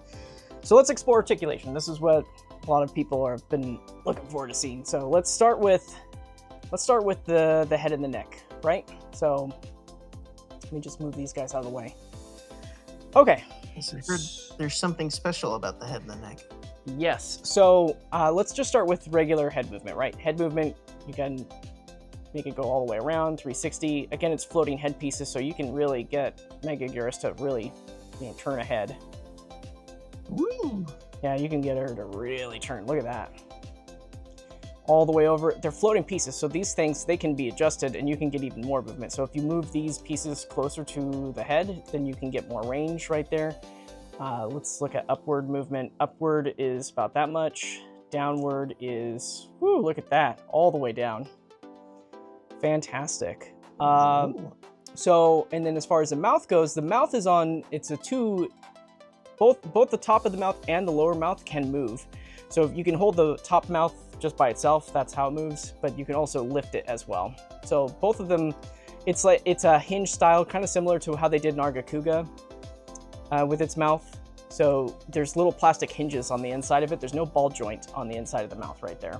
So it's like a little hinge that's on a flap, a nub of plastic on the inside of it right there. So, now, but yeah, does it come with the smirk? No smirk. No smirk. So, but as far as the mouth goes, it looks like it's a little crooked on this one actually. But maybe that's just because it needs to be heated up, because you can totally move it back into place. So, but other than that, mouth can open up quite wide. Let's see. This is what's cool. This neck is using, so we all know about the 2.0 articulation in the new Godzilla 2000, right? This also has that 2.0 articulation installed in the neck. So what does that mean? It means that you can extend the neck outward, you can pull it out, and you can push it back in. So it has extendable neck joint where it can go in and out like that. It provides a little extra movement, so when you're wanting it to look at extreme highs when it's pulled out, as opposed to when it's pushed in, you're just supported by the neck or by the headpiece only. But if you want it to really look left and right, you can pull that neck joint out. It does get a little gappy like this doing that, but you know, if you're doing a right kind of pose, it's not too noticeable. No. You know? It just depends on where you're taking your photo from. But yeah, that is extendable though. So you can move the neck inward, outward. It's got that 2.0 engineering on the inside that we've seen recently. So just like that. I just realized, why did they allow Megaguirus to be able to look up? I don't know. Well, when Godzilla does the body slam. Oh yeah, that's right. It takes place in the movie. It gets smacked on. I was like, why does he gotta look up that? Oh yeah. As far as the pincer articulation goes, let's take a better look at that right here. We've got, you know, the pincer. The top pincer is not on a joint. It just is. It's just right here. It doesn't move or anything like that. Oop, a little frame. Yeah. There we go. So yeah, it's top part doesn't move. It's just kind of one piece right there. The bottom one is on a ball joint though, and so it can close straight, but you can also have the ability to kind of really move it around. So in this example right here, you know, you can, trying to get this so it holds still, but you can really, you know, swivel that around. You can twist it if you wanted to, you know, give it a little bit of extra range right there. It's kind of tight twisting it, but you can twist it so that it's all the way around 360. Now it's cursed. That's actually kind of cool though. But yeah, you can do it from just about any angle there. Open to the max. Well, it doesn't open to about right here. That's when it wants to fall out. It is a ball joint system, so it will pop out if you go any further than that. But that's pretty wide. That's a decent opening right there. It has also got two joints right here, so you can kind of rock it around. You can also swivel all the way around there. As far as tilting goes, when it's facing this direction, the sculpt of the claw touches the sculpt of this, but if you twist it, you can get way more range.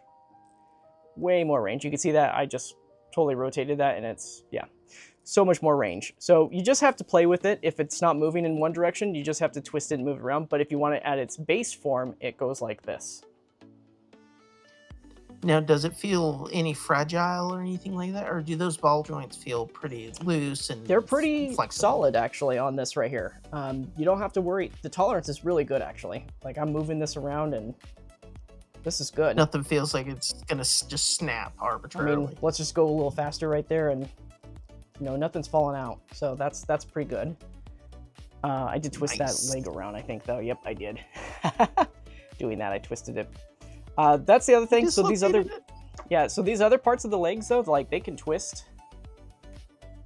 All of this, every single leg piece right here can twist all individually. They're all on ball joints. There's no hinge set up or anything, so that you can twist these all independently. You can get Megaguirus into some freaky looking poses. So all these are really independent.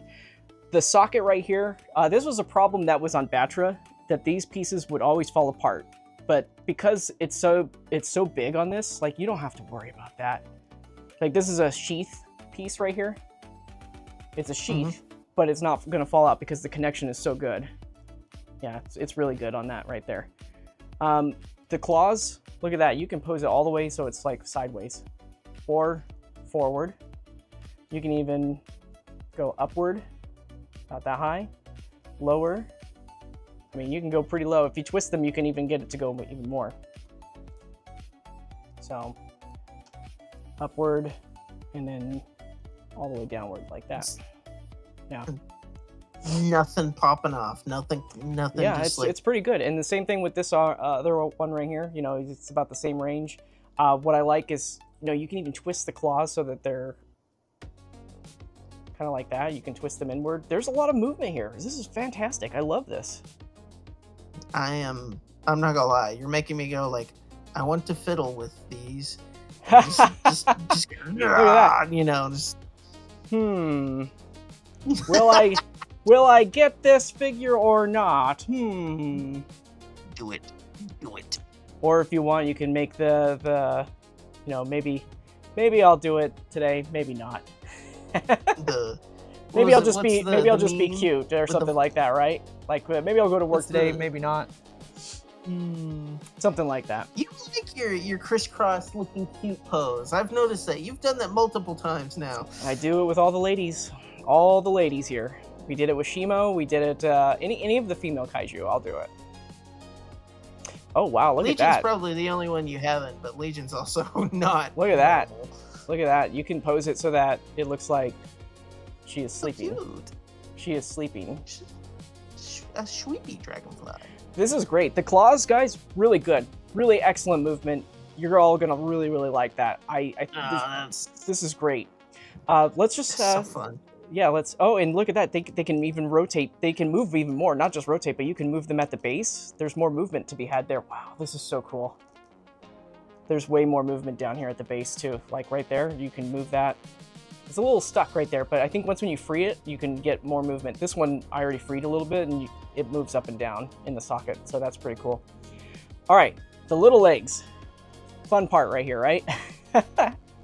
Yes. So these are fantastic. Throughout this whole entire time I've been handling the legs, I've been worried that they're just going to pop off.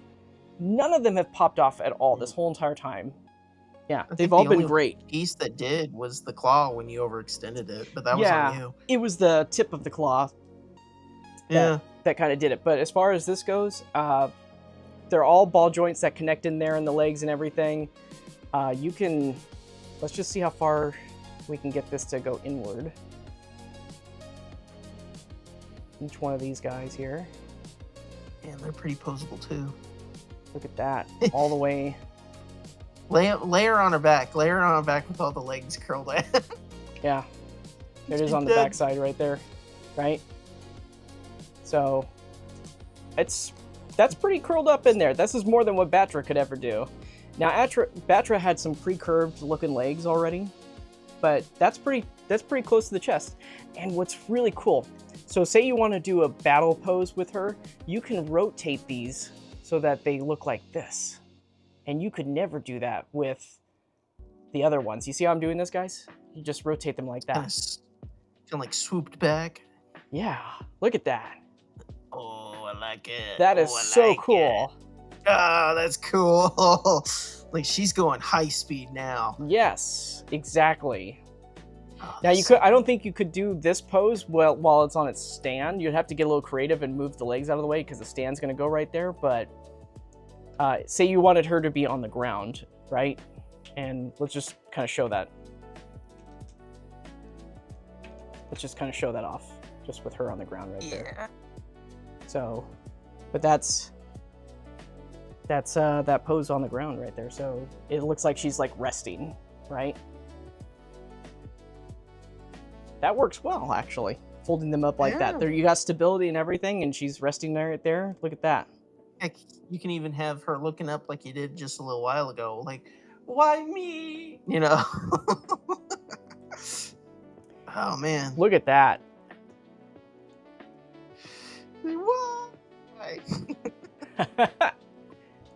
Like, you got some... Those claws, man, they could... Oh, man, that's great. I wonder if she can actually... Could she hold herself in there? Yeah, look at that. Ay, es mío. Ay, ay, ay. My cabeza. Look at that. Oh, I love it. That's crazy. So yeah, going back to the legs though, you can get that pose right there with the legs. Let's see what else we can do with these guys. Oh yeah, you can face them forward too, like that. So are the middle sections of the legs, are they hinge joint or are they ball joints? It is, let me take a closer look. It is pin joints. Oh. There's a pin joint in them. So pin joint. right Okay, there, so they are hinges, but there's a pin in the middle of them. Ball joint plugs in right here, but there's a pin in the middle of them. But you can rotate them in just about any direction, because what's going on here is that the joint at the knee cap, whatever you want to call this on a bug, right? This part isn't doing anything. It just kind of stays there in the same spot. But when you rotate, you know, these rotate all individually, all on their own, since they just connect with the ball joint. So this part stays kind of the same spot the whole entire time while you're moving and twisting these things around. Yeah. See, like it moves a little bit. Hoping yeah. they were, but you can also, because that means you get you can get a lot of different posing out of them. Then. Now, as far as like spread out goes, you know, you're going to be limited based on the sculpt itself. The sculpt stops at a certain point. So when you have these all the way spread out, that's as far as that's going to go, which is not still bad. Pretty wide though. That's yeah, not it's pretty bad. wide. No. And you know, putting her down on the floor like that, like you can already see it's already starting to kind of collapse a little bit. You'd have to, it's not impossible to do this, where if you want her to be posed up a little bit, let me see if I can do this. I don't think it's impossible to do. Tail. But I think Kinda that acting as a seventh leg. Yeah. you can definitely get her to pose on those legs right there. So they can definitely pose in such a way. You just have to get a little creative with it and just kind of bouncing it. You see that back foot back there is already falling on its side right there because it rotates. So, and even at the feet, they also move too. So there's a lot of range of movement to be had. That's for sure. Yeah. Okay, so that's enough of the legs. I think everybody's got the idea. The legs are extremely like, yeah, you know what? You can also rotate the claw, by the way, the little claws right here. You can rotate these so that they're facing forward too. So they're not just always down. So you can have her kind of like angled in a way that she's kind of like lunging. Yeah. I think this is really cool because you can, that means that if you wanted her to like attach to Godzilla and to carry Godzilla or something like that, you can do that and rotate these around so that it forms better around his body. So that's pretty cool. There's a lot to be had with these. They're very, very, very expressive for. Yeah. Man, see, this is. I mean, it makes me just wonder if, like, could they please do a Mothra with this kind of level, like, oh man. All right. Just show a Mothra, please, please. So, as far as the main body goes, there is no articulation. It's just one solid piece. You're not going to get any movement. Most of the movement that you're going to get with different angle parts is going to be from, you know, moving the head, moving the tail. Body is just one solid piece, though. So you're not going to get any movement there. Let's look at the wings, though. The wings. Impressive. The wings have been completely redone in terms of just what, you know, we're going to compare with Mothra and Batra. Mothra had that weird coil, spring, whatever you want to call it. It was just a piece of metal tube that was there. And it had two wings stacked on that one piece, so they would droop over time, right? And this is kind of similar to how Rodan's wings were done, but this is done much better than Rodan's. So it's a giant ball joint that goes on the inside of it. This can go, you know, we can go all the way up, we can go all the way down. We can rotate these as well. Look at that. Isn't that neat? So, and then also you can go forward and backward too. So if you wanted to do a dive bomb pose, you can do that. You can have them go upwards. When it comes to upwards, it's kind of stops right there. So if it's like if we have this flat with the figure, that's it, right? But if you wanted to do more of an attack pose, as far as the wing, like 360 motion like that, you can do this. For any stop motion animators, like, you're gonna love this. This is fantastic. Look at that. And it's not popping out because this ball joint is so flipping secure on the inside. This is great. This is what Mothra's wings should have been when we got Mothra out, because, you know, they can go all the way up. This is the maximum. Yes. This is the maximum. Oop. That's pretty good. Yeah, this is the maximum right here. Let me just. It's kind of like a dive bomb pose. Yeah. Coming down to strike at you. Yeah, so that's the maximum upwards, and then the maximum downwards is also just as impressive. Oh, we went too far. Let me just get that back on. Third one for the night. Third one. Actually, let's look at it closer for the wing, since I took it off. But you can see just how massive that ball joint is right there. It's huge. Oh, so it's a hinge ball. It's a hinge ball joint. So it's a barbell hinge. Yes. So there's a hinge right there, and then there's another ball joint that's inside of it that's lower than that. So there's one underneath there. So ball joint, barbell, hinge. Yeah. So let me And they're different. And they're different sized balls too. Like yes. One is like a massive. Yeah, that huge. Yes, it is massive. Okay. So yeah, as far as its maximum downward angle goes though, it's going to be like this. So that's pretty much it. And that's way more than what Batra or Mothra could ever do when it comes to the downward angle. That's not bad. Yeah.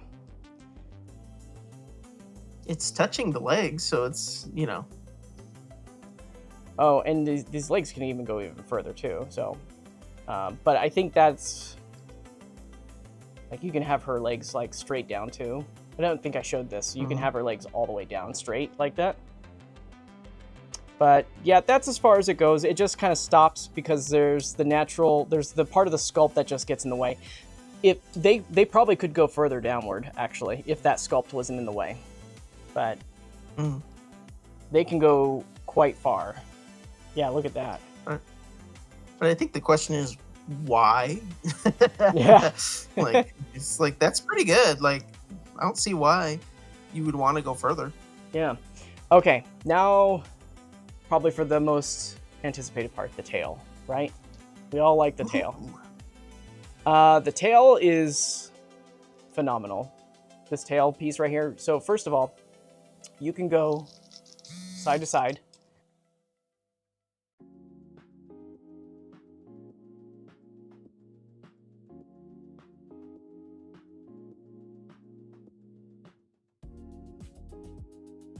That's damn. That's a full U.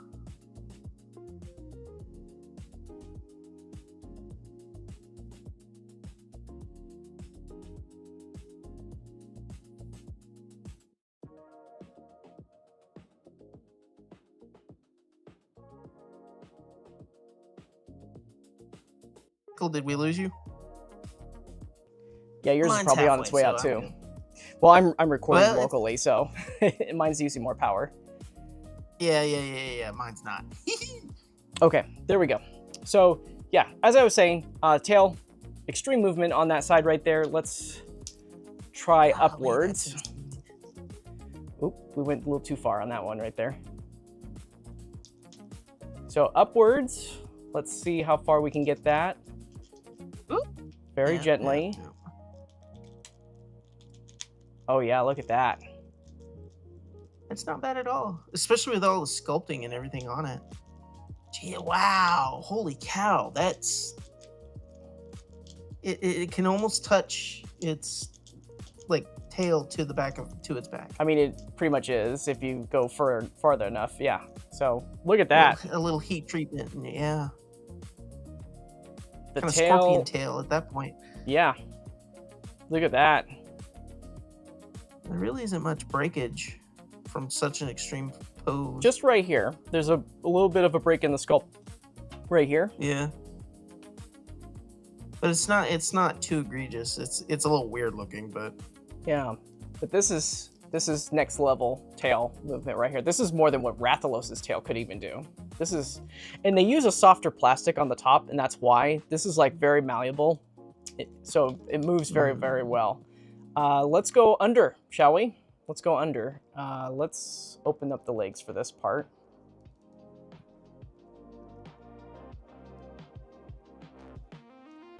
Okay, so we got the legs open here. Let's do under pose.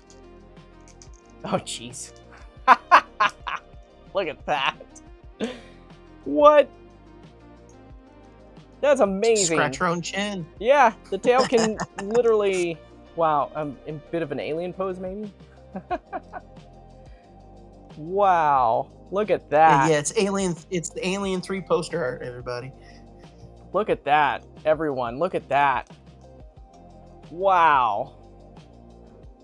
She can curl up into a ball almost. If you curl her claws around her tail and then fold her wings, she can be a ball. She can grip her tail too. Look at this. Yeah, that's what I mean. Yeah. What the heck? Are you kidding me? You mean Megaguirus can turn into ball form Anguirus before Anguirus could? And you know, if you get creative, you can rotate these parts here. Yeah. Because it doesn't bend down naturally. This is as far as those arms go, but if you bend these around, you can bend this arm and you can bend the arms, twist them, I mean. And look at that. For anybody that wants to do stop motion with this figure, this is it right here. Emergence Queen from sleep mode. That would be kind of neat. Look at that. Coming out of the cocoon. Now, in order to do this, I had to flip these parts. Like, this is supposed to be the bottom side of the arms, and I had to flip those upside down to do this, but if nobody knows, then they don't know, right? So they'll never know. But that's so cool. Look at the ball. It can form a ball. Oh my god. A flying wrecking ball. That's great. This is so cool. This is so cool. That's so cool. This is like this makes the Mothra and Batra figures like definitely a product of their time. You couldn't do this with those guys at all. Wow. You can even do that with the 2019 molds. Well, that's so small though. That's so small. Yeah, they are tiny. They are tiny. Not even enough articulation to even possibly try. So, well, you probably can't even do that with the Monster Hunter molds. This is so cool. I love that you can have her hold her tail like this. That's so cool. Yeah, this is sick. That's so cool. It's kind of like she's holding an egg sac or something like that, you know? So, the tail can curve the best. Definitely going this direction. Like, you can even go further, honestly. You can go further. But you can't because of the tail being stuck on the chest right there. But and as far as that, when it's like that, it still doesn't look too bad on the back. Like, yeah, you got this part sticking out more, you know, but to get this kind of pose, like, that's really cool, right? Look at that. You can even do like, look at that, guys. What? Are you kidding? You can do an S curve. You could do a funky curve, like a Z curve, maybe. I don't know what that is, honestly, but as far as movement goes, like, we're just look at that. This is good. This is, if anything, this makes it worth it right here. The tail, the whole tail movement, the wing movement. This is worth it to me right here, is doing this. And then there's another surprise about this figure too. We get down here. I like these parts move. They're also articulated. These little pincer pieces.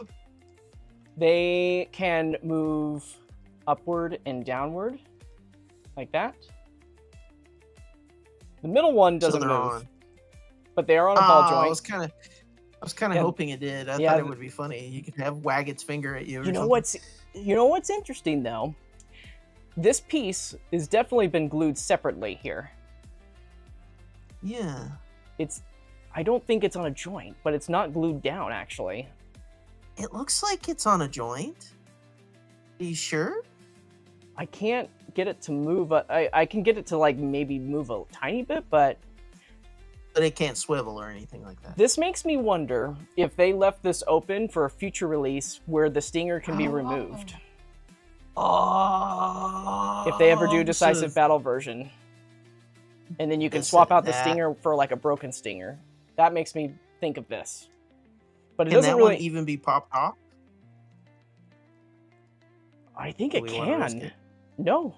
Oh my god. What? What? Are you freaking kidding me? Look at that. You can remove it. It comes out! Customizers are gonna have a field day. It comes out! It's not... Oh, What? it's not glued in. It's not glued in. It's an actual piece that can be pulled out. Are you freaking kidding me? They have plans, man. Look at that. You just pull it out. has plans. They know what they're doing. It's nothing in the manual about this, but it definitely pulls out. So if they're okay, so decisive battle version is probably in the works. Not right now, but it's probably planned in the future. And they're gonna have a swappable piece. Look at that. So if you want to pose, oh my god, what? Okay, hold on, guys.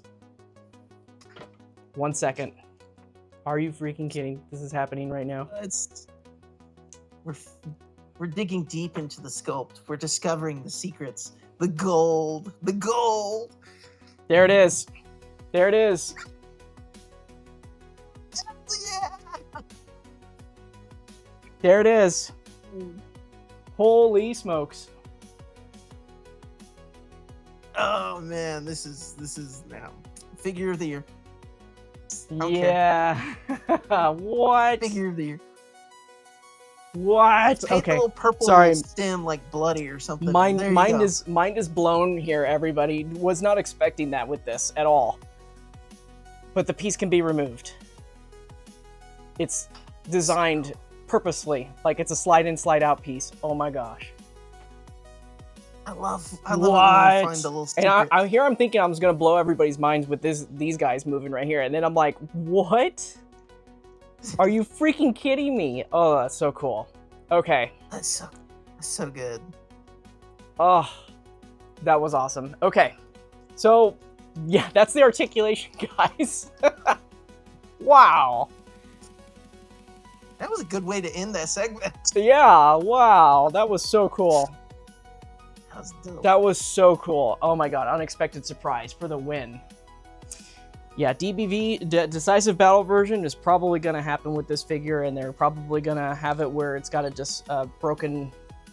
That's so cool. Okay. And even if like Bandai doesn't do it, like the fact that that piece can be just popped off, somebody will figure out a way to make something. Oh yeah, you know? So sure. Like the fact that it's even an option is just like it leaves the door open, and 100%. Whoever enters through it, perfect cinema. Exactly. Absolutely amazing. I'm shocked. I'm still like mentally recovering right now. Well, Godzilla King of the Kaiju was asking, does the manual even mention it? And it doesn't. I think there's nothing. No. There's nothing in the manual about that piece coming off. Yeah, so it's like. But I just thought it was. Like, I just thought it was a little sus because it wasn't cleanly on there, like it was glued on either. So I was just like, and then I started wiggling it around and it started coming off. I was like, well, wait a minute. Maybe before we celebrate a little too much, maybe go back and check the other ones to see if they're glued on. Yeah, that's true. Maybe I should double check that here. Yeah, because maybe you got the one that wasn't glued on and the rest were or something. You know, you just gotta be careful. They all come off. That one came off. Yes. Let me try this one. Yep. It's 100% removable on every single one. That's 100% removable, boys and girls. Yep. So there you go. There you have it. Hell yeah. Okay. So now we've entered the next stage, figure comparisons, size comparisons, and stuff like that. The first one, of course, we're bringing out. You already saw it. I already have it out here. We're going to show off, Godzilla 2000, the Godzilla that goes with it. Woohoo! The GOAT. And let me move this stand out of the way. I kind of position stuff out of the shot there. Okay. See, now Megaguirus looks a little smaller, but I think it's just because you usually see Megaguirus like from the front on. Yeah, I mean, as far as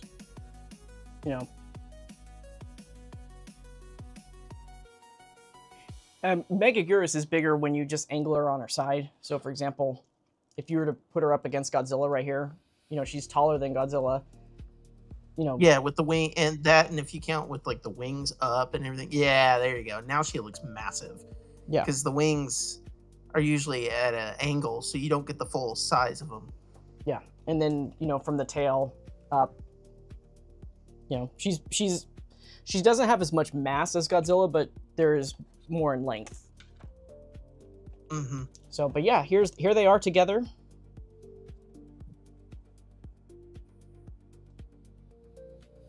Handsome little pair. Just angle these wings so we can get a little bit of underside. And then let me angle the tail down. There we go. Yeah, she's a big figure. I mean, her head is bigger than Godzilla's head. That's true. So, but yeah, let me get this angled in such a way. Yeah, look at that. There they go. They go so well together. I think it's kind of neat that you have the kind of green and purple Godzilla, but then you have a purple and yellow kind of bug monster. The green and the purple kind of, I think, work together. It's kind of neat looking. Yeah. She looks great, though. And so does Godzilla 2000. Godzilla 2000 looks great next to her. So, awesome. Okay, guys. So, hit me up. We're going to take requests for figures that you guys want to see stacked up with Megaguirus. Throw them in the chat, and we'll get them in here. So, would you be willing to do 2019? Are you requesting this, or is this from somebody else? No, I'm being an idiot. Just ignore me. Oh. I was You're like a menu kind of thing. Like, I'll take this one and this one. Oh, and this one looks nice. Hey, I was tempted to say 2019 Ghidorah, but I've kind of ran that joke into the ground, so I don't want to do that one again. So let's see. Suko, Batra, Biollante. I swear, whoever said Suko, who said Suko? That better not have been Josh Knott. It's Josh. Is it? It is. I love you. Every time, Suko. See, I've got 2019 Ghidorah. He's got Suko. All right. Which one do you prefer? I definitely prefer Suko.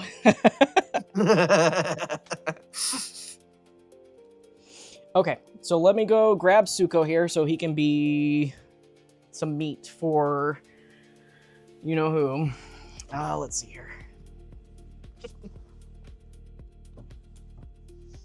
Who else do we have? We got Megaguirus, we got Suko. Who else?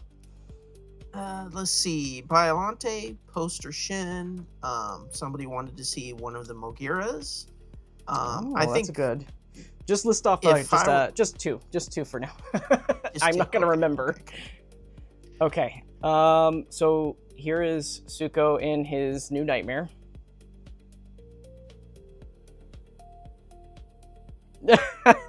And his new nightmare. Yep, there he is. Poor guy has no idea what's coming to her, and we have to do this as well. We have to, we have to do something. Cut Suko in half with his pincers, or she can cut him in half with his pincers. He could eat his head. I don't know if she'll stay on the stand because of Suko's weight, but we'll try. Yeah, she's not going to stay. Not in this position, at least. The downside of smaller ball joints. Oh, for the stand since it's balanced. Yeah. So yeah, and also not her joint tolerance is the hand. Well, actually, she's got good joint tolerance, but Suko's kind of a little heavy guy, so. Yeah. Although it does look like she's like. There you go. That's for you. That's for you, Josh. Oh, that's great. It's a Suko snack. Yep. So who's another one that we can take out? You said. Biollante was next. Let me go grab Biollante. Another one that I think some people might want to see is Batra and Mothra, but we can do that one later. Somebody's asked for Batra, but we've got some other ones. We had a Mogira request too, right? So let me get Mogira here. Let me get Biollante out. Mm-hmm. NGP Shin as well, but we'll take that one out too. We got MGP still out, so that's fine. I will also, since I'm over here, I might as well dig out Mothra and Batra as well. On your Heisei shelf? Actually, you know what? Because they're flying monsters, they're actually on my top shelf that has like, they're the only 2 Monster Arts reps. The rest of them are all very small figures in this collection area. Oh. Okay. Someday we will get to see Michael's collection. I need to move. At this point, my collection space is mainly storage, unless look at my collection. He just comes into the room with a cup of coffee and just takes sips and admires him. Okay. I just need to get around here, and all right, I've got. So next up, we're going to show off Biollante, and we're going to show off Megaguirus. This is the very first Megaguirus release, not the newest one. Actually, you know what? Whoever requested Megaguirus, I'm going to give you the opportunity while I'm showing off Biollante to clarify. Do you want the new Megaguirus, or do you want the classic Megaguirus? That would be Epsilon 1337. So there's Biollante. Ooh. Nothing in the line is gonna rival Biollante. Even Legion is kind of dwarfed a little bit by Biollante. I don't know. I think Legion's actually... Legion's bigger. Legion is bigger in its flight form than Biollante. But the regular form, it's still bigger, but not as girthier. Mm-hmm. So, but that's... Those tentacles, man. Yeah, look at that. They look like they could be friends, right? This is the original Biollante. If anybody's asking, it's not the special color. This is the original. Oh, and here's a good comparison. They're both 2 monsters outside of Orga that carry Godzilla DNA. There you go. Yeah. Okay. And then, since I already have this one out, I know nobody said this one, but I'm going to bring it out anyway. It's already here. It's like right next to me, so I'm just going to put it in the frame anyways. We've got... I knocked over a cookie container. Yeah, so we got Destroya. You can kind of tell both of these were designed by Sakai. They have very similar kind of aesthetics. So these are designed by Wakasa. Wakasa, I'm sorry. Wakasa. My bad. Wakasa. Like the tails are kind of have similar, like the little spines and bumps, and heck, even the face a little bit too. Yeah.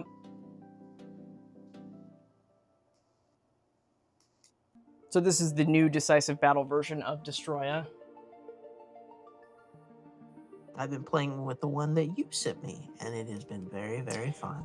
Can the original Biollante open her jaws that wide? Yeah, I've been able to get her to open up her jaws pretty wide. You just need to take a hairdryer to it, and it'll happen.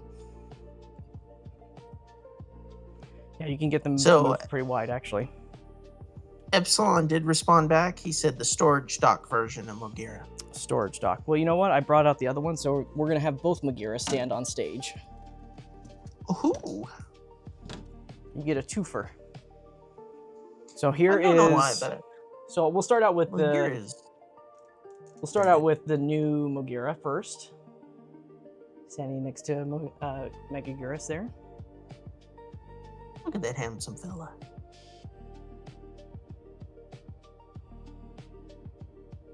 Yeah. Somebody pointed out that there isn't a transformed version of this figure, and now I want it.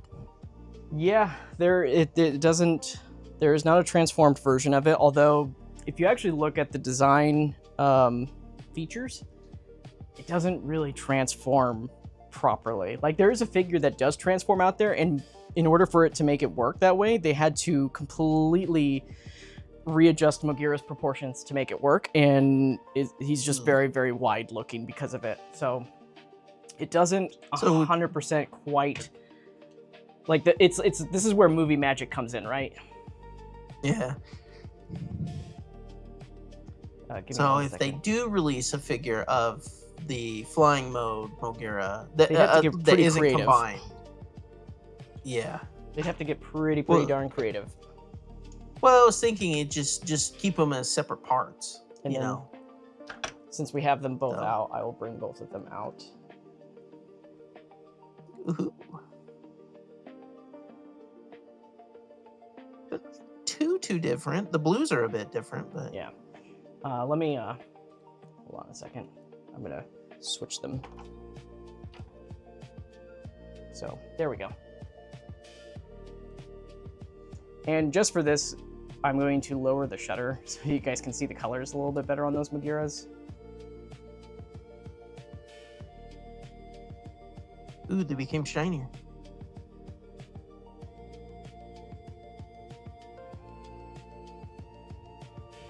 So, but yeah, those are the Megaguirus there. Who else can we bring out? Did we say? What was another one? We got MGP Megaguirus. Shin. Movie Graphic Plus Shin. Let me grab that.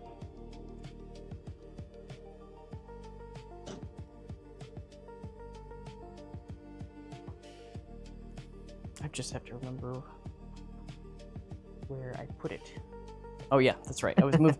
I was moving them all around because I was still doing a photo shoot. I was just too tired to do it yesterday. I was starting it and then I was just like, I need to go to bed. I've been staying up way too late.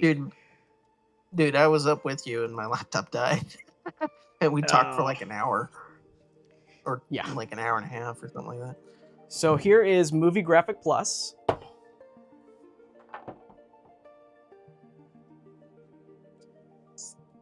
Two purple little monsters right there. Yep, there's that's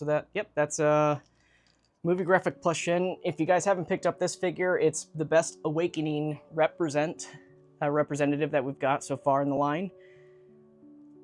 The glow is just phenomenal throughout. The light piping's good. It's not as good as Night Combat's, but it's serviceable, especially on the backside. That's where it really shines with the light piping on this guy. Mm-hmm.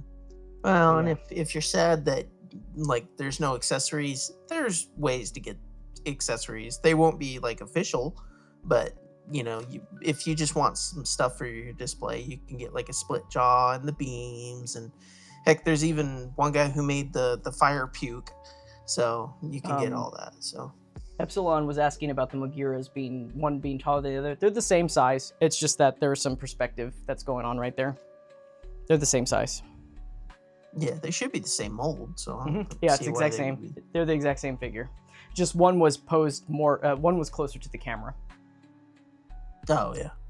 Let's see here. What else? What else do we want to see? Do you have any vehicles like Mazer tanks? Yeah, we got some Mazer tanks. Nobody ever asks about those, but we got them. We got some Mazer tanks. That's probably on my list because I want to get the Super X3 and that effects set that he comes in. So, with all the little tanks and Mazers and everything. Yeah. So I'm bringing out Mothra larva. Ooh. We never get a request for the Mothra larva, so I'm bringing that out. We did get requests for special color Batra and Mothra Imago, I believe. Their butterfly forms. Okay. Here's a Mazer tank, and here's the other Mazer tank right here for comparisons. And for your other comparison, I will also put a Meganulon and yeah, with that, so you guys can see the size comparison there. Okay, so there they are. So this is with the first larva form right here. So it doesn't have that wet look, it's dry brushing that they've got on it. Mm-hmm. And then underneath it, at the very base, I will bring this closer just for the tanks.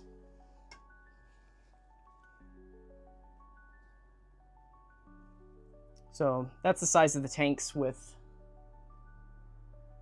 the minifigures there.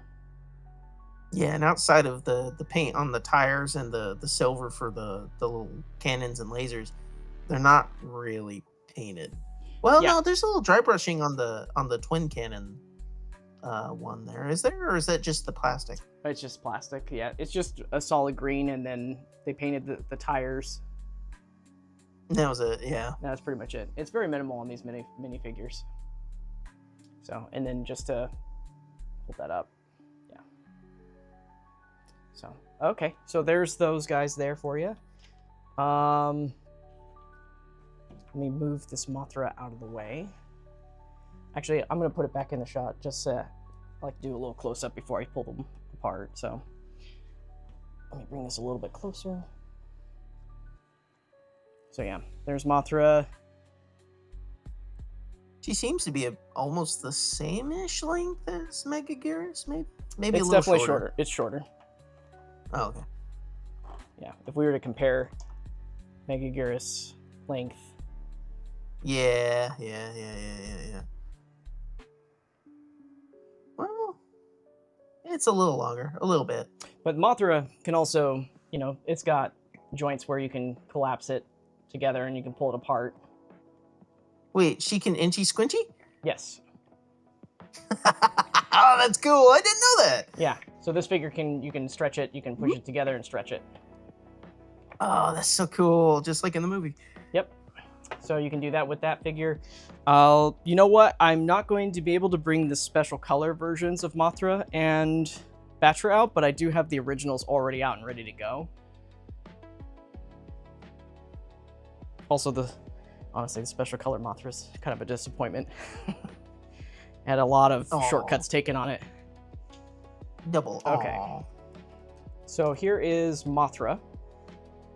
The cradle for Mothra is so small. It's just a ridiculous balancing act. But Mothra is still the bigger figure compared. Bigger in terms of the wingspan. The wingspan is what makes Mothra bigger, but the body is, you know, significantly smaller. So if we flip them sideways. And you said, I think you said that the two wing halves, they're combined together. They're not separate. So for Batra, they're separate but combined on one joint, and they're separate on Mothra right here. So if you look at Mothra's, I'm gonna just deviate from Megaguirus for a second though. If you look at Mothra right here, the issue that Mothra has is that there's a tube right here on this. Yeah, it's only on this one right here, and this is the one that kind of sags a little bit with other people's. Mine, the tolerance on mine is fine, but the problem that I have with this figure setup, the wing setup, is that this one can go down, but because this is on its own thing, it stops right there because now this wing part is in the way. So, and Batra did it differently. We'll see that in a second. Batra did it so that, you know, they're on hinges and it can go down further. So this is in the way of the sculpt though. The sculpt stops it from going further down. So that's as far as that goes. This wing can go high, and this one just kind of stops right there because it's touching the wing. So yeah, 2019 had a little bit more better wing structures, although smaller. So, yeah, and as far as like the leg movement on Mothra right here, like it's okay. It's not.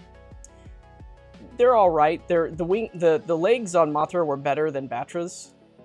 You know, it's more of that pin hinge system again, but you can't rotate this. You can't twist these. Not like with Megaguirus. Megaguirus, you can twist these legs, but this one, you can't twist them, really. That's kind of it. Oh, so, that sucks. But Megaguirus kind of fixes that. So, but here they are side by side. She's so pretty. I like the colors. They're very, very pretty. And then let me go get Batra. That, and I think watching Kaiju Canucks review is that if you don't have access to the MonsterArts one, the Ultimates that came out is almost the same size, which is surprising because Ultimates are usually bigger. Yeah, I think with Ultimates they have to do a relative size scale with those guys. So let me move Mothra out of the way here, and then we'll get Batra in the way.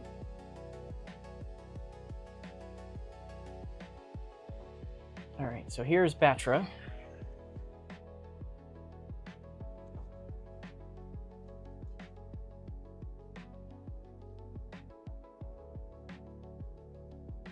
Two edgy bugs.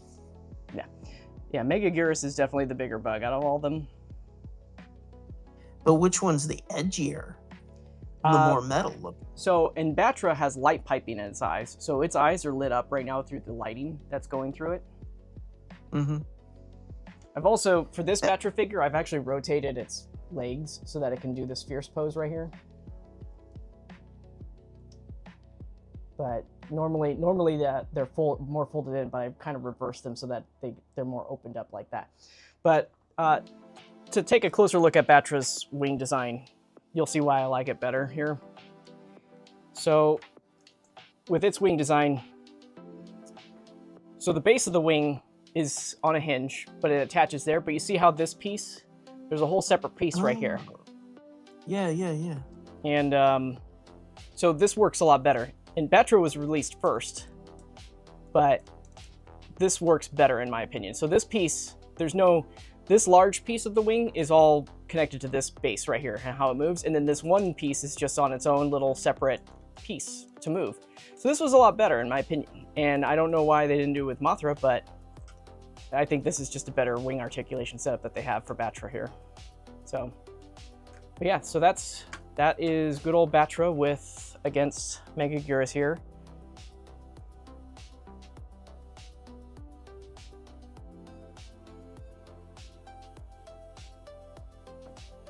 Let's see here. I'm looking at the chat.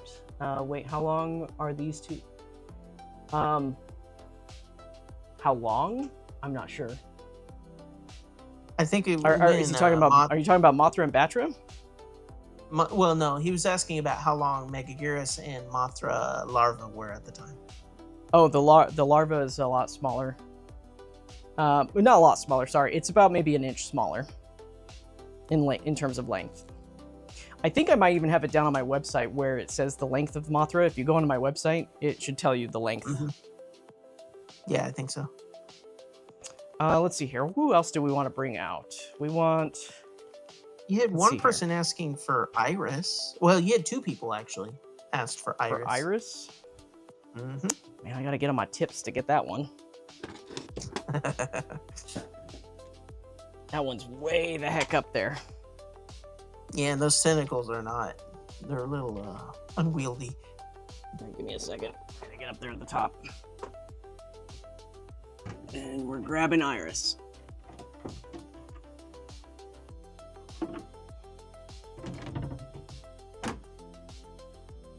Oh, Canadian Syrup Goji's on.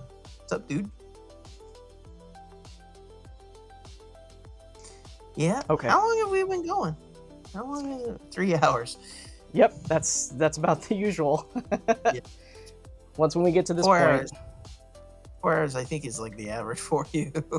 Well, when we're done wrapping things up, it's usually about the 3 hour mark, and then we just kind of chill and relax after that. All right, so here's Iris.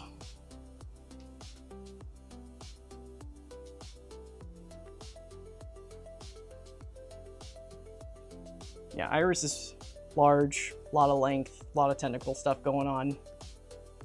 Kind of has the Biolante thing going on with all the tentacles.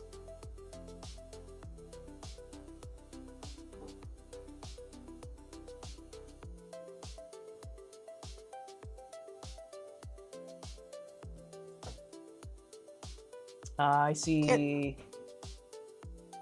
You're still streaming? Yeah, that's how long these streams go, man.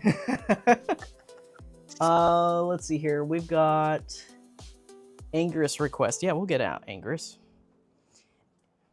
So Josh Knotts also is asking for Super. He asked for Super X3 earlier. I think he did. And then SOC, Kiryu, and then DX Mechagodzilla. Do you have the DX? I don't have that one. Yeah, I didn't think you did. Yeah. You've got that X Plus. I know you've. I'm very, very picky with my Showa Mechagodzilla representation. It has to be, if it's not a MonsterArts figure, it's got to be a really good rep, and I don't think that the DX one is a good rep. I think it's a good toy, a classic spin, a renewal of a classic toy, you know, but I don't think it's a good rep of how Mechagodzilla is supposed to look. Did you see that, was it 3-0 is going to have Mechagodzilla now? I did. Or is it 3-0 or is it... It's 3-0. Yeah, that would look pretty good, but I'm not a, Showa Mechagodzilla guy, you know? All right, here's Anguirus with Megaguirus there. Boy. Looking good, looking fine. Megaguirus is almost as spiky as Anguirus. Almost. Yeah.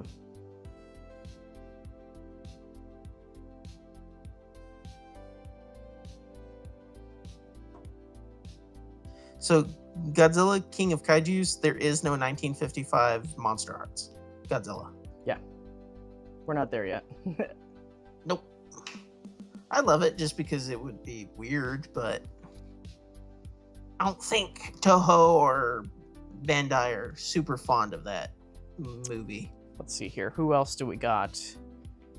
I saw Josh's request for this SOC Kiryu. Yes. Just remember that this figure is extra large. It's not Monster Arts. It's not scaled for Monster Arts at all. You know, this figure is a deluxe figure. So, but there's the SOC Kiryu. Yeah, it's more in line with like a Ultimates figure in terms of size, right? Yeah. Maybe a little bigger. So, and it's extra really shiny, so we got to turn down our shutter for that. I think that's about as big as the metal build's probably going to end up being when it comes out. It might be a little bit smaller, but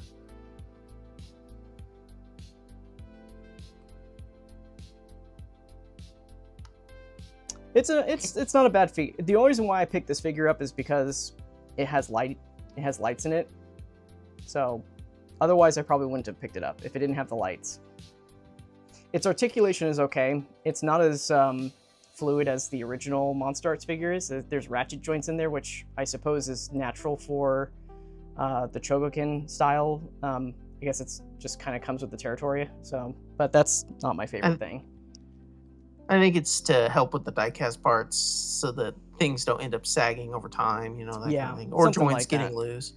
Something like that. I'm not a fan of that style. Megaguirus has that too, with the ratchet joints in its arms, and I was hoping that they'd get rid of that, but they did not. Let's see here. How about some Jet Jaguar? Anybody want to see Jet Jaguar? I'm down for Jet Jaguar. Yeah, we'll bring out Jet Jaguar. So is that Kiryu? Is it part of the DX line? Because I don't think the DX line. That is Soul of Chogokin. Yeah, so the DX line is also Chogokin, but it's a sub line, right? Or something like that. Yeah, so remember. it's the line it's part of is the GX line. Yeah, or at least there's a series called GX. Yeah, because I think DX is even bigger, isn't it? They're like 10 or 12 Yeah, inch. I think it is. Yeah. So they're What else do we got here? It's a Showa. Yeah, Showa. We got it on there. Okay. We're gonna do 2 more requests, guys. 2 more. Way early in the chat, somebody mentioned SP Rodan, which I think that one might be because it's kind of similar with, you know, it's a flying monster with little units. Let me see if I can get to SP Rodan. That, and I'm curious if you have the little figures with it, if the little stands could fit on the little stands for the Meganula. Well, if I'm not mistaken, I think it's glued in. So. Oh really? Oh dang. Yeah, I don't think you can remove the little Rodans because they're glued into it. I mean, you could, but it'd be permanent. Well, you might rip the paint or some piece of plastic. Yeah, it's not worth. Yeah, not they're worth definitely risking. But I'll bring it out. I got the whole set here. Cool. Jet Jaguar yet again fighting SP Rodan.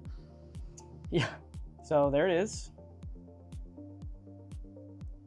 Honestly, it's so messy though with the wires the way that they are on this because they're so together, you know. But it's cleaner. Yeah. It's cleaner in the fact that you don't have to use big honky stands. But when you have this many wires around, like, it gets messy. That and just looking at the little Rodans, they're so tiny. Like. Oh yeah, and then let me bring in the Meganulon here. The Meganula, I should say, just to compare. you know, with the Rodans. It is a little bit bigger, lengthwise. You know, wingspan wise, it's up there. But other than that, pretty comparable though. Yeah, pretty comparable. I had an idea for somebody I wanted to bring out. One second. Okay, I'm gonna put this guy back actually, because that was more of a hassle to get it out than I thought it was going to be. So I'm gonna put this guy back. That was SP Rodan there. SP Rodan's simple. It's an anime looking figure, and it very much looks like that in figure form. Is that figure still available? Because I think I see it. Yeah, you can still get it at certain places for MSRP. It is kind of creeping up there because you know the stores that have it, it's not like they're getting it from distribution anymore. So whatever's in stock, that's kind of it at this point. But you can still get it around the $60 range. But other retailers have caught on to it. Basically, the way it works is that once when they find out that Bandai doesn't have it for sale anymore, that's when they start increasing their own prices. So yeah, the secondary market. Yeah, once when they find out that Bandai doesn't have any more distribution of it, like E-Night Media, they'll start increasing prices if they can't get it anymore, because now it's become a, you know, a sought out collectible. It's what typical comic companies do once when they find out something is, you know, not attainable anymore. So let me see. I wanted to bring out, I had it in my head. Hold on a second. Oh yeah, we'll bring out and then, you know what? Let's bring out this one too. Bring out your dad. Monty Python reference. All right, we're gonna take one more request. I'm bringing these two out. I think I saw this one in the chat, and then I've got one that I'm bringing out because I wanted to bring it out. Actually, I got two that I'm gonna show, and then one more request from the audience. Come on, guys. One more. Who's the lucky dude? Okay, so this is the Kyokyu. Oh, you very carefully had to say that. There it is. So this is the 1989. The extra large. It's weird to me that Megaguirus still doesn't feel too small. And then we've got our, because this is going to be coming out, a new version of this is coming out soon, so might as well get some people hyped about it. We've got our 2014 Godzilla right here. Yo.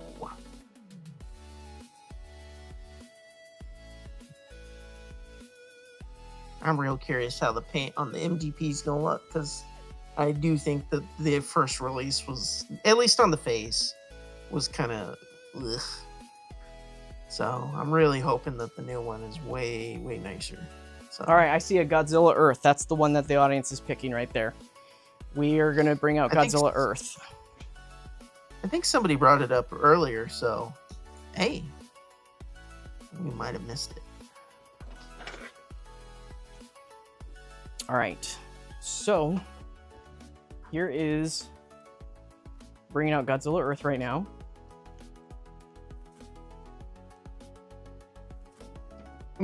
Yay! That's right, Kaiju Me Addict? There we go. Is that how you say that? Ooh, he's very blue. It's actually is this the first really? It's like this is so Godzilla Earth is the second version of it. Godzilla 2017 is the first version. Oh, because the other one's supposed to be Phileas, right?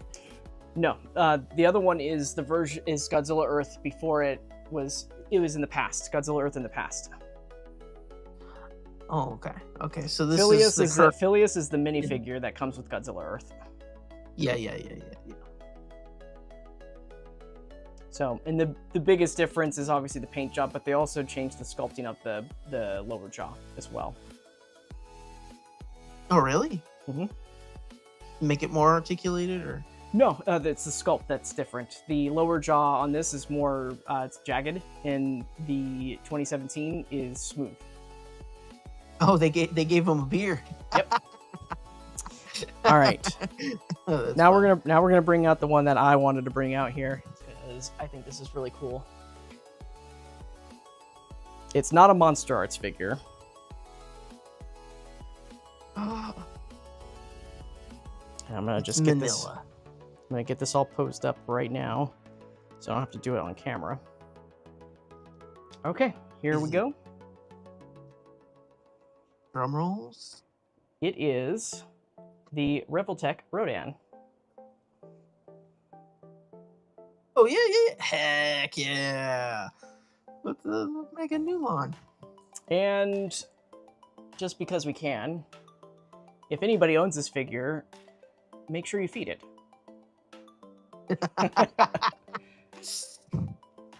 Be a responsible Rodan owner. It fits very well in that mouth, so. That's pretty good. Yes, it is. So, oh wow, look at that. This hand got all the way turned around. Whoop. Yeah, I noticed that. I was like, he's a little dislocated there. Yeah. So, or is it a she? Because in the movie there were two of them, male and female, right? I don't know. I don't really care.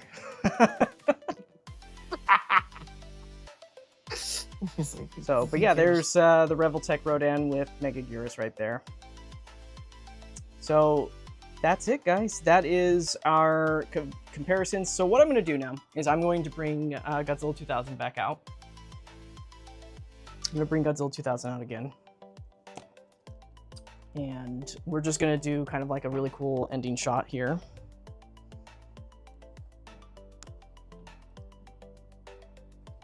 And might as well get that out too, because why not?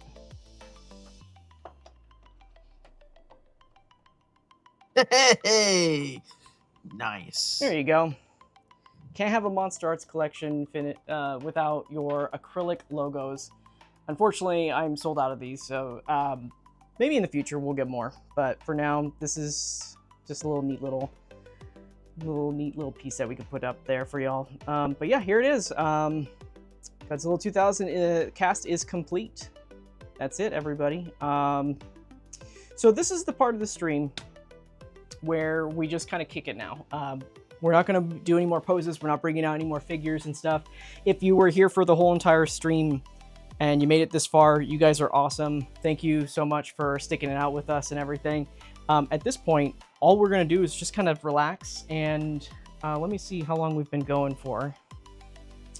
We do fan Q&A at this point, where I can actually answer all your questions about anything, not just the set itself. So, yeah, we've been going for about 3 hours and 23 minutes in here. Okay, so 3 hours and 11 minutes. Okay, so Not too bad. With that being said, yeah, so if you guys want to stick around, you want to ask questions, now is the time to do that. Let me just kind of move back into my area over here, and I'm going to take off these gloves because, man, that's a lot. That's a lot. You're probably soaking sweat, man. They Okay. don't breathe. So yeah, fire away, chat. You guys have the open field. You can ask any questions that you want.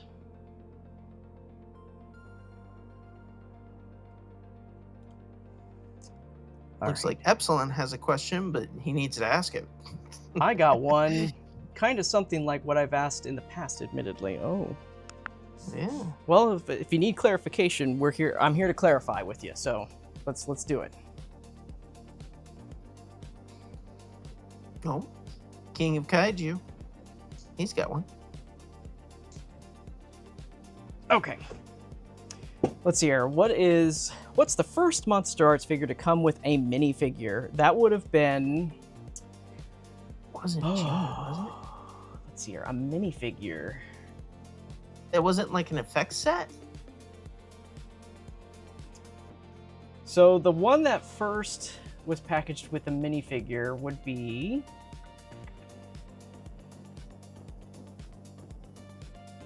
It would probably be Destroya. Is it Destroya? Hold on. No, I don't think Destroya came with it. Burning Godzilla did, though. Came with two. Yeah, it was tanks. Burning Godzilla. Burning Godzilla was the first one to come with minifigures. But the effects set that came with a bunch of tanks and planes and everything, that was released in 2011. That was the third release in the line. But yeah, as far as a minifigure being packaged with the figures themselves, it was 2 Maser tanks packaged with Burning Godzilla. Well, didn't Junior come with the like the first release come with the helicopters, and he did he come out before Burning? He came out. He was the next one after Burning Godzilla, and he did come with 2 helicopters. Okay. Why over under on Godzilla 2000 issue. Missed out retail and Megaguirus is sweet looking. I'm sorry, I don't understand over under what that means here. I think should he not get Godzilla 2000? Oh yeah, absolutely. Godzilla 2000 is the best figure for the S.H.MonsterArts line, hands down. If you don't own this figure, it is the new standard for Godzilla articulation.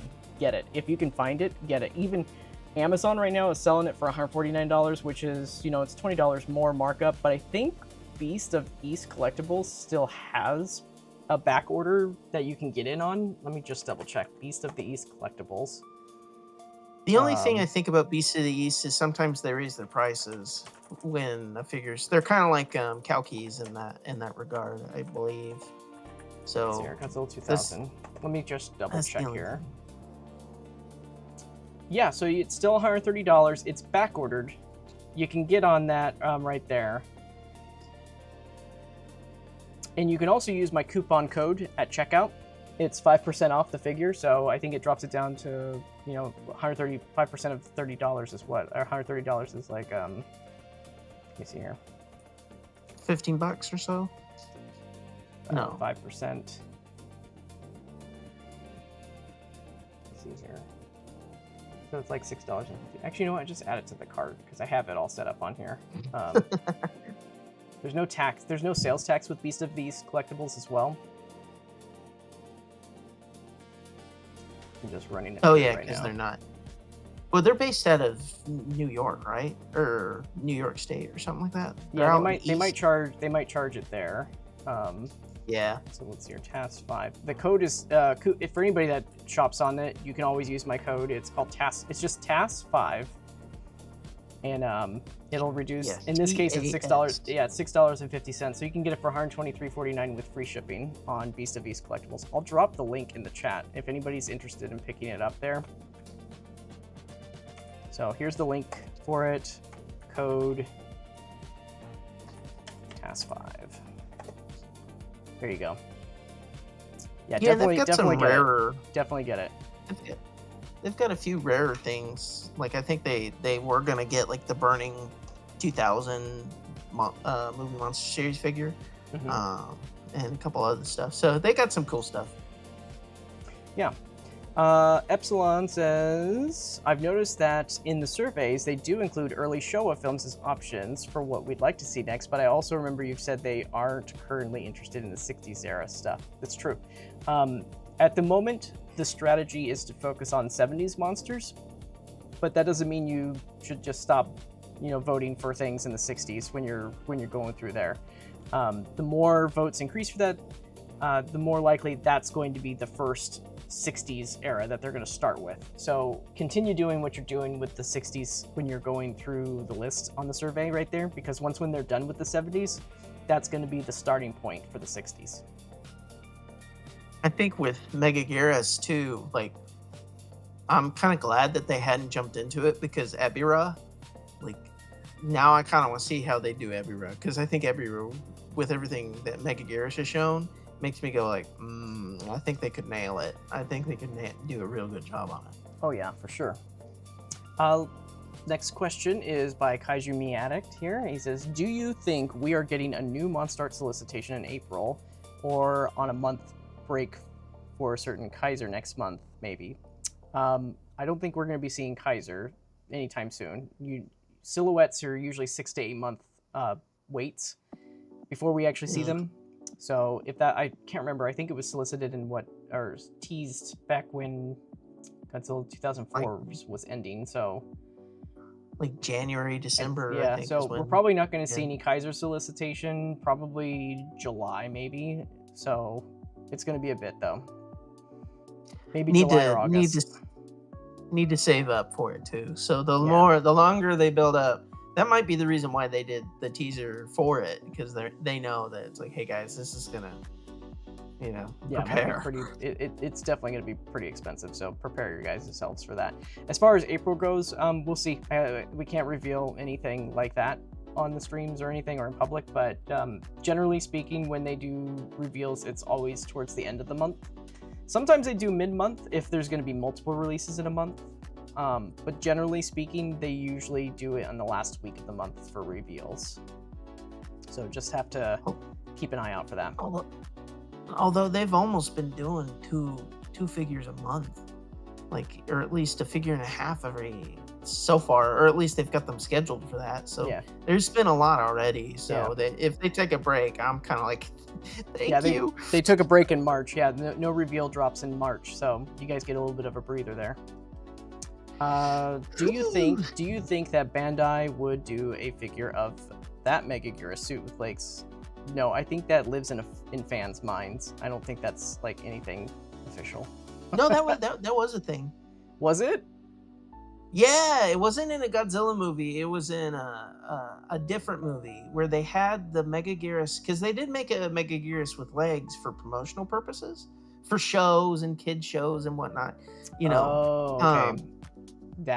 But it was featured in a movie where randomly, it was like a comedy drama, where randomly Godzilla and Megaguirus come running out of a hotel room. It's meant to be a funny gag in the movie. I see. It's like some goofy happens. And I'm gonna say no on that. I don't think that's ever gonna happen. So I think if you want, you can get, maybe if you get a little creative and take a Figuarts character and put some legs into the body and sculpt that in there, maybe that can happen. But they're not gonna do that. No, I don't think so. And like, I think the legs were kind of like Gigan's legs or something like that. It was really weird. It was a really weird looking suit. Let's see here. Bolton 2, Mecha King Ghidorah had Dorats, but I think after Destroya stuff. Yeah, Mecha King Ghidorah was in 2015, so there was already many stuff before that. Let's see here. Likelihood a Godzilla 2000 reissue is the over-under, huh? Maybe. I don't think it's going to get reissued anytime soon. It might, though. I haven't heard any rumblings about that. Thing is about reissues, they don't talk about reissues. They just happen. I'll be sitting here, and then all of a sudden, oh, it's being reissued. Nobody's told me anything in advance or nothing like that. It just suddenly appears. So it could happen. It was a big seller. It could get reissued. I don't think it's going to be reissued this quick, though. I think maybe next year, if there's a reissue chance for it, it could.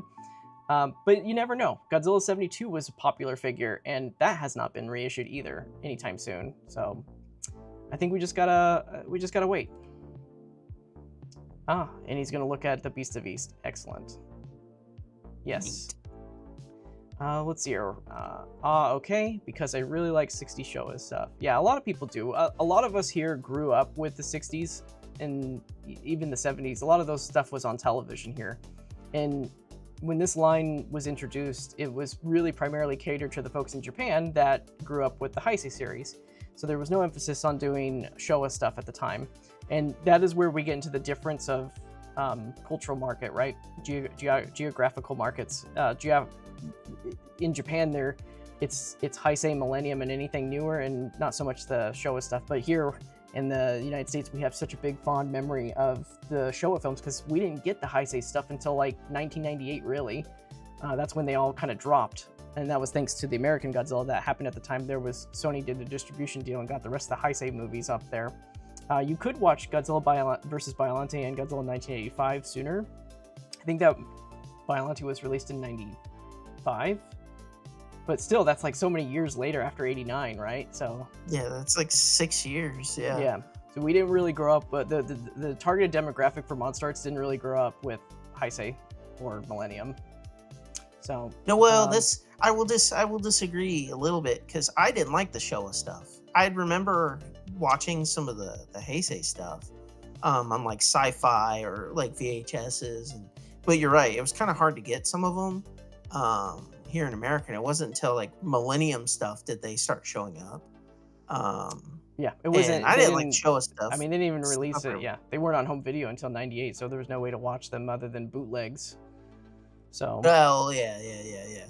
So like, but I do think that there's probably some people who are more Heisei than Showa. But Well, Showa, I can tell you this: I grew up with the Showa stuff, but as soon as I saw the Heisei stuff, I threw the Showa stuff out the window. I was like, "This is way better.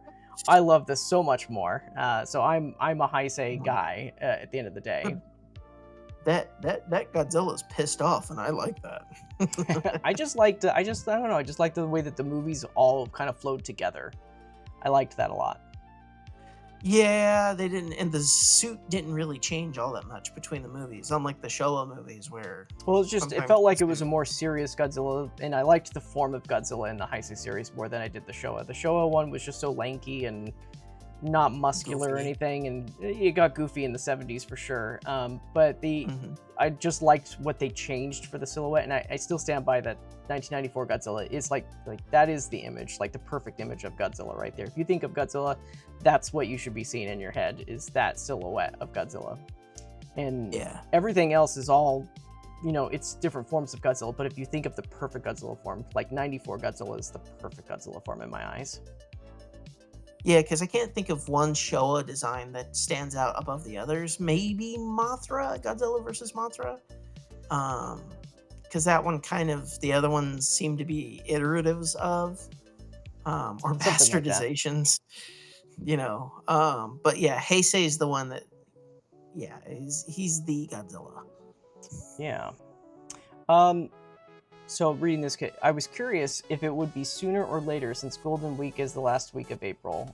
If you're talking about Kaiser, it's not going to be anytime soon. But if you're talking about drops, just because those things happen, they schedule posts. So they're still going to be posting content on their social medias and stuff. They're just not actively shipping things during those weeks.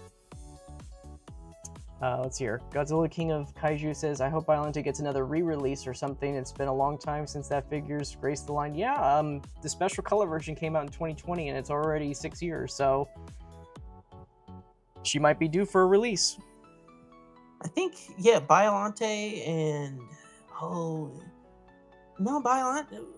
normal King Ghidorah are the only ones.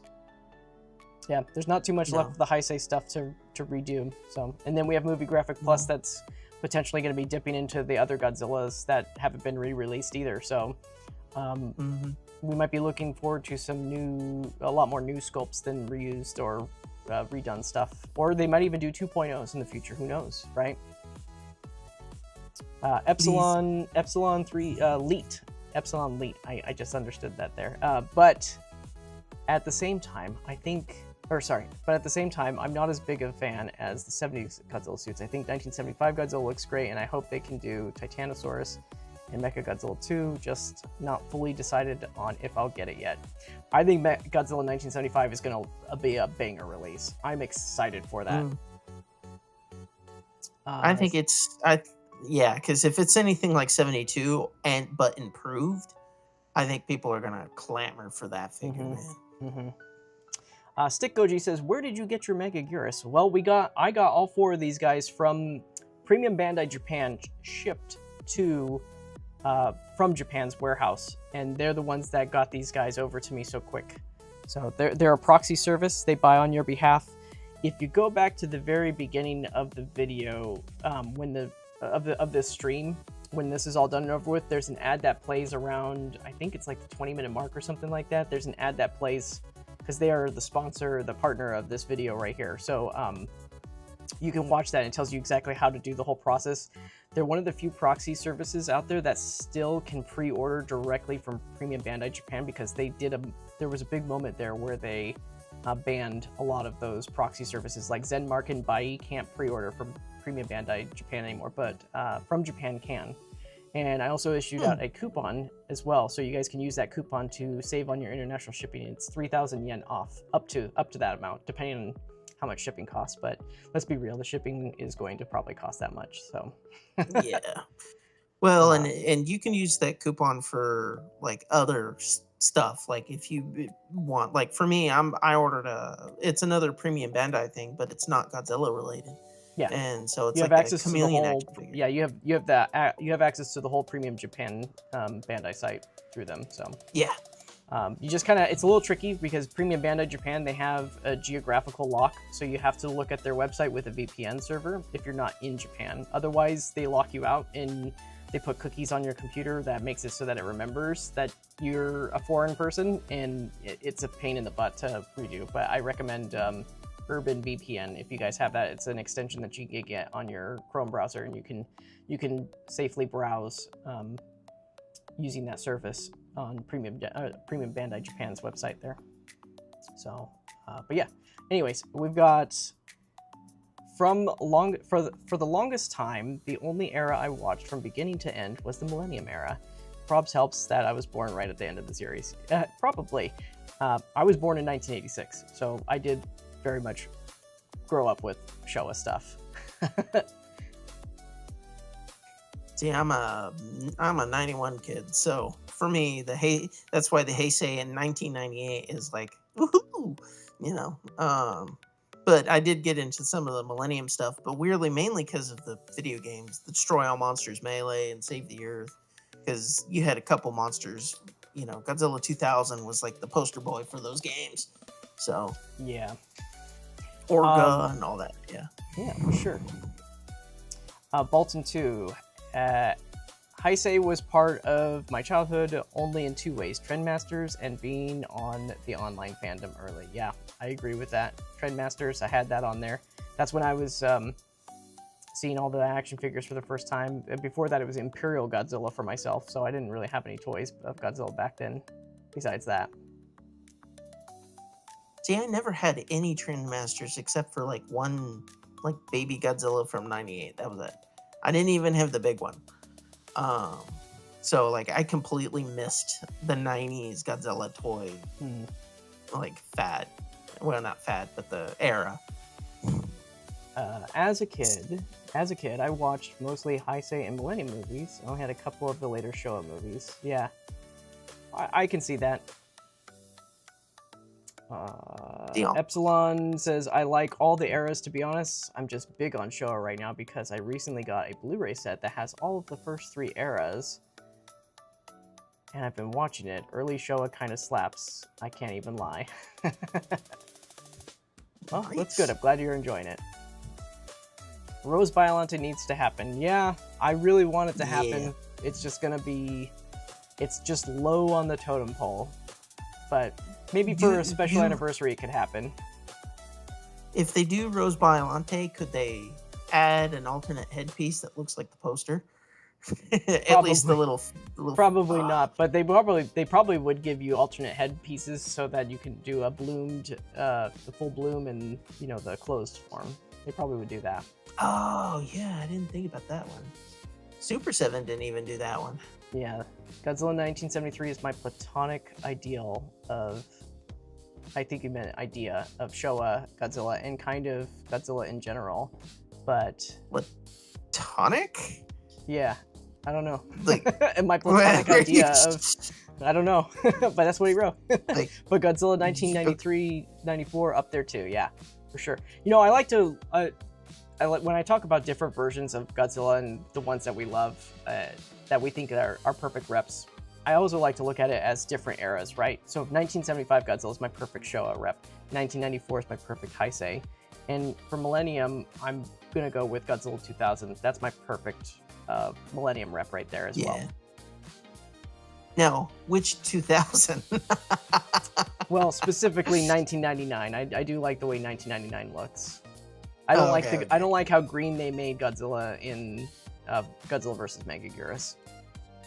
Okay. I do agree that Heisei Godzilla is like definitive Godzilla, though. I mean, the silhouette, just the way it looks and everything, like, I mean, even Toho considers it too. They have a big old statue of the 94 Godzilla in there and like a mural painting or something like that. So, like, that's just like the base form of Godzilla, right? That's when you have Godzilla, that's it. That's how you draw it. That's how you, if you're going to reference off anything. And I feel like a lot of companies, the way that they do is they base their designs for other movies, they base it, like, that's the base to go off of, and then they just kind of develop their own creation off after that. Except for Shin Godzilla. Shin Godzilla was like its own beast, right? But I think everything now is based off of that. Oh yeah, even -1 has for sure. Like some Heisei feel with like kind of chubby cheeks a little bit, you know? Mm-hmm. Yep. Excellent. So really hope that more Showa monsters get into the line. I need some more Showa in my collection. You know, Showa's good. The thing about Showa is that the crowd is in Japan and here is very tough on Showa when it comes to critique. Like, it has to be done right. And even Toho themselves, they want Showa to be represented in a very, very positive manner. And not positive, just like it needs to look spot on when it comes to this kind of figure. So respectful. It's just that you have Super 7 with reaction, and that's its own thing, right? They have it's its own design aesthetic, right? And that's fine.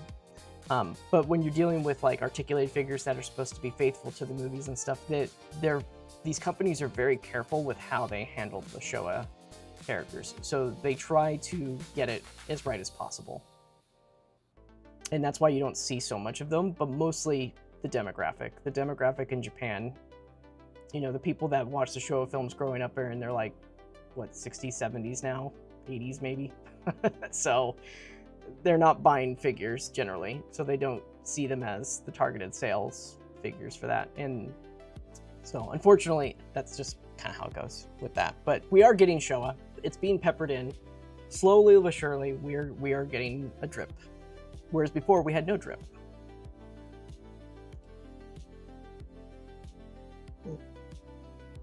All right, let's see here. Let's look at time. We've got about 10 more minutes, guys, and then we're going to be jumping off here, okay?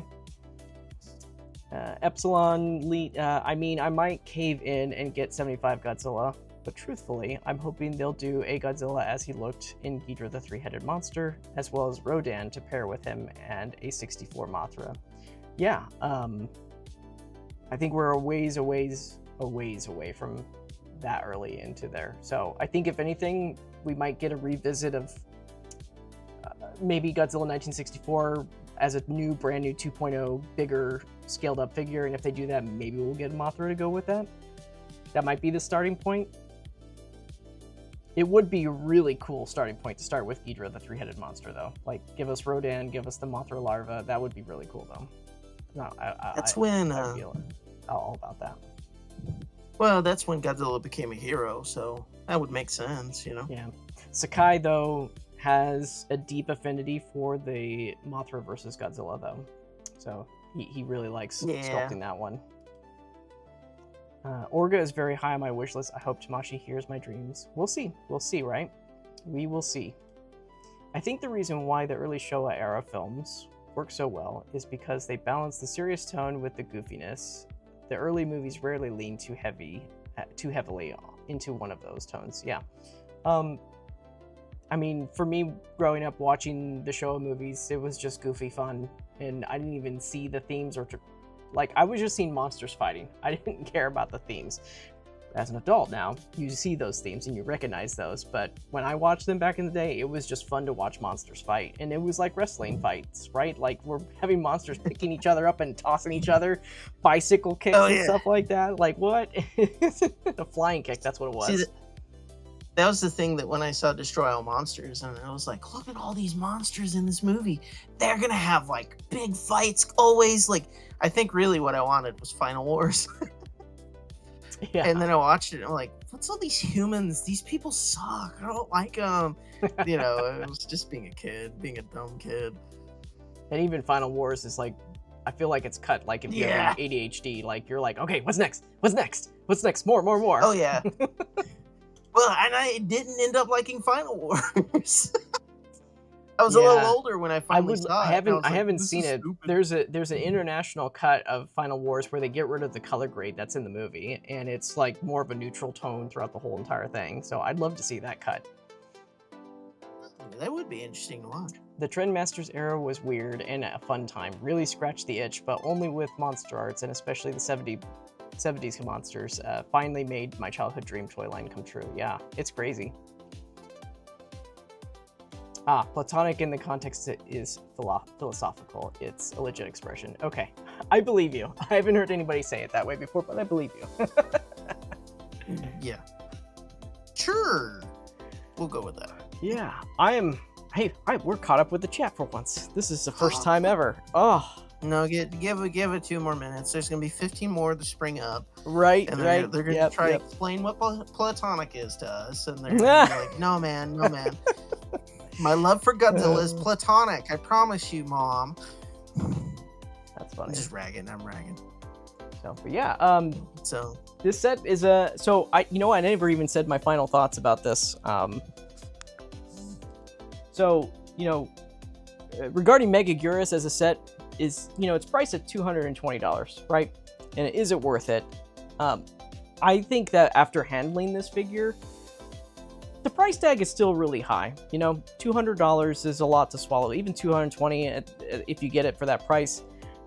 I would be comfortable with paying $180 for it, though. There's a lot of articulation engineering that we've never seen in a flying monster before that's in Megaguirus right here. In the fact that it has that, even that hidden feature where the stinger can come out. Like, what? Like, that was like such a moment right there, taking that out. And it's just like, what is going on? But the figure moves very well. The parts that popped off during the stream, it's just because I was pushing them to the limit. They don't fall off on their own at all. Everything was all secure. You only had it happen 4 times too, like yeah, 4 times, and each and every time was because you were being a little hard on it. You know, you're pushing it too much. Yeah. So I think that, you know, if you're able to get this figure for less than $200, I think that's a good deal for this figure. If you're really excited for the figure and you just want it in your collection, you're gonna fork over the $220. I don't blame you. Like, this figure is, you know, we're 3 figures into 2026 as of this stream right now, and it's definitely a figure of the year contender. We have a lot more to see throughout the line, throughout the rest of the year.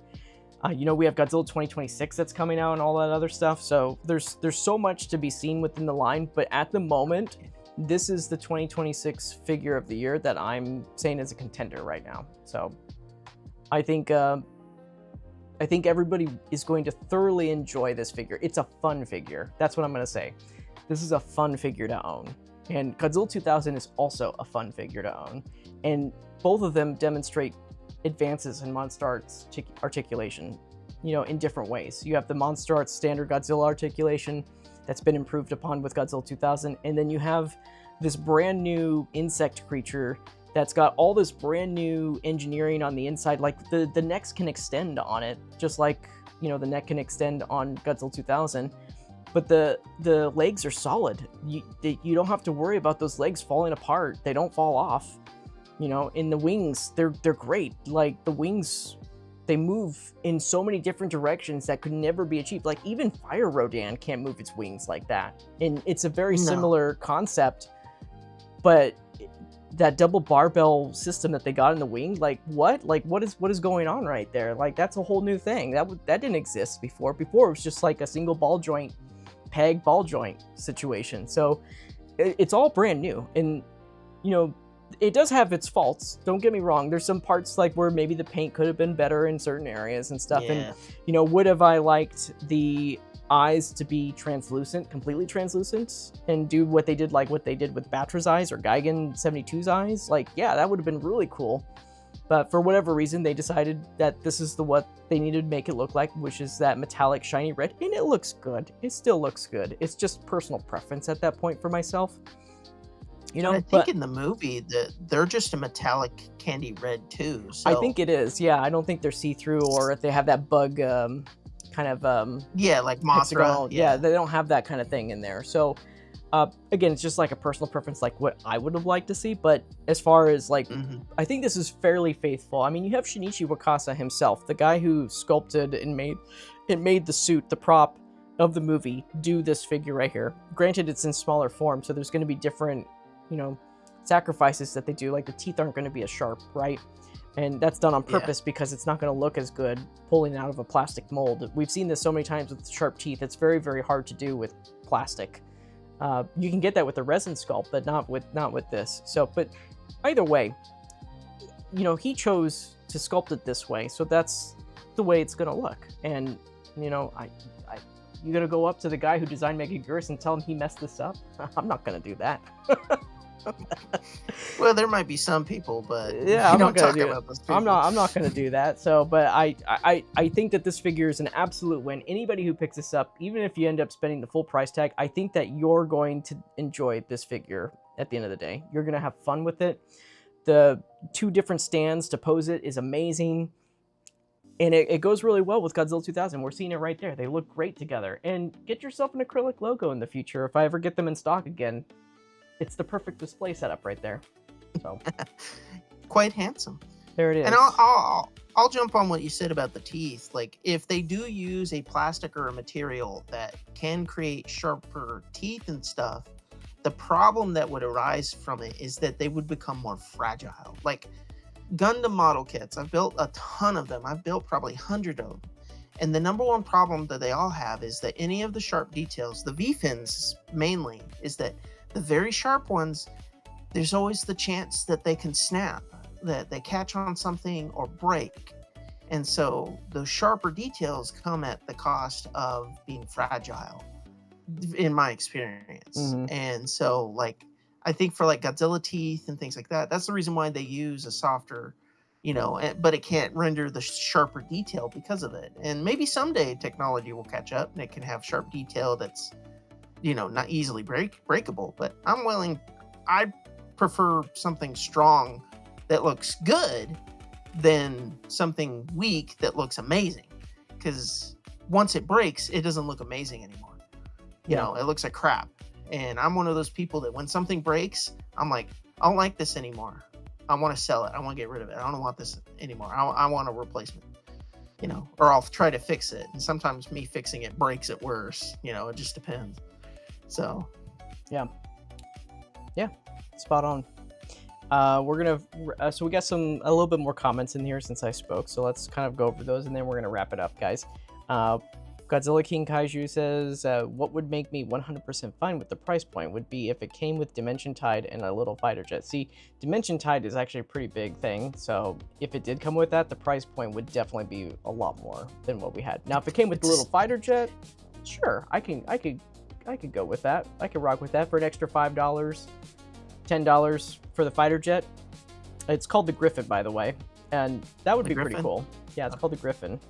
Well, and it's on the survey too, so yes. Maybe if they do a decisive battle, they don't include the Meganula Meganulon, but they do include the Griffin. Yeah, Dimension Tide is a pretty big unit, though. That would drive up the cost, and it's very. You wouldn't want it to be unpainted. You would want it to be done well. So I don't think we would get a Dimension Tide where it would make the price justifiable because the price would increase with that by a lot. So. You just went from 220 to 250 all of a sudden. Are they talking about the like an effect part or like the satellite? What are they talking about? Dimension Tide is the satellite that shoots at Godzilla. Yeah. Hole. So like it would be huge. Yeah, it's pretty big. Yeah. Epsilon says, I was thinking of switching to Haya for Heisei and Millennium stuff and sticking with Bandai and Showa stuff, but figures like this really make me conflicted on that. Yeah, go where you want. When it comes to collecting figures and stuff like that, if your wallet holds you behind from getting MonsterArts, there are other options that you can get. You can go to Super 7, you can go to Haya Toys. They have all of that. You will be starting over with that kind of stuff because, well, not starting over, but you're starting fresh because Haya Toys hasn't done all these figures before, so you're going to be waiting for quite some time to get the figures that you're hoping to get with those figures. But at least with MonsterArts, there's a back catalog. You can hunt those down. They're also re-releasing figures that they've already done in the past as well, so there's a lot of things to consider right there. But generally, when people go for MonsterArts, they generally go for the feeling of having the figures in your hand. It's hard to describe, but there's a weight and feeling to them that just makes them feel high end, and the way that they're styled and everything, the way that they're sculpted, painted up and everything. Everybody's gonna have different opinions of whether they think it's good or not, but for the folks that really love MonsterArts stuff and they just keep going for it, even despite the cost increase and stuff, there's a reason why we keep going back for it, and it's because of the way that these figures, how they look on your shelf and how you hold them in your hand and how you can pose them. Those are the big things that we take away from those figures. and I'll say this, like, don't feel the need to collect everything. Like, if you like a certain type of thing, or you like a certain type of character, like, don't, if you want to collect those things, that's fine. Work towards collecting them. But, like, I know a lot of people that they'll collect every single piece of Godzilla's material, period, and you could tell that it's a burden for them. And now, granted, that's a burden that they're willing to bear. They enjoy it. They'll go buy every reaction, every movie monster series, every MonsterArts, every Haya. They'll buy anything and everything. But you don't feel like you have to buy the things that you like, that you enjoy. You don't have to get every MonsterArts. You don't have to get every Haya. You don't have to get every Godzilla. Get the ones that are appealing to you, that you enjoy, and if one doesn't speak to you, that's fine. That's great. Enjoy what you want to enjoy. Mm-hmm. Yeah, exactly. There's one more comment after that. He says, especially since I have Godzilla 2000, who obviously needs a buddy to go with. Yeah, absolutely. And that's the thing, is like, if you get other brands too, you get into different scales, and then now they don't match anymore, right? So if you wanted to post Megaguirus here with your Godzilla 2000 1999 figure from Haya, that's a larger figure. They don't go together, and then you got to deal with perspective if you're a figure photographer. So, it's just go with what your gut's telling you. Don't let anybody else tell you to collect other things. So, just if you like one line, go to that line. If you like a figure that's from another line, it's really it's speaking to you, grab it. Like Megaguirus, like, this is a good figure, and it's probably, honestly, like, the only articulated figure like this on the whole, the whole buying sphere of the market share and stuff like that at the moment. So, and it's not going to last. MonsterArts, they sell out after about a year or so. That, like, this is going to be gone. So, and maybe even less time, because it's a Bandai Premium exclusive. So that means that the inventory is allotted based off of the pre-order demand and everything. So, just don't wait too long. If you're thinking about it, just pay attention to the market. If the market share looks like there's less and less Megaguirus, that's the time to, like, you got to make a decision at that point. Don't miss it, though. Don't miss this figure. Yeah. This figure is really cool. You're gonna love this figure. Well, and if you do want to, like, for MonsterArts and whatnot, like, don't. I know there's a lot of people that they kind of, not for a lot, I don't want to say waste their money, but they spend a lot of money on little things they don't really appreciate. Buying little blind boxes and things like that. And it's like, well, you don't have money for a MonsterArts because you spend it all on getting every little tiny tchotchke. And if you just save your money, but that's being responsible with your money, period, So it's like, if you just kind of cut down on your spending, which I know for some people, they're like, I don't like. Oh. Did I die? Yep, you did. But that's okay. Anyways, it's now, we're now at the 4-hour mark of the stream, so we got to sign off anyways. So I'll give RoboLizard a second to reconnect if he has a second mic.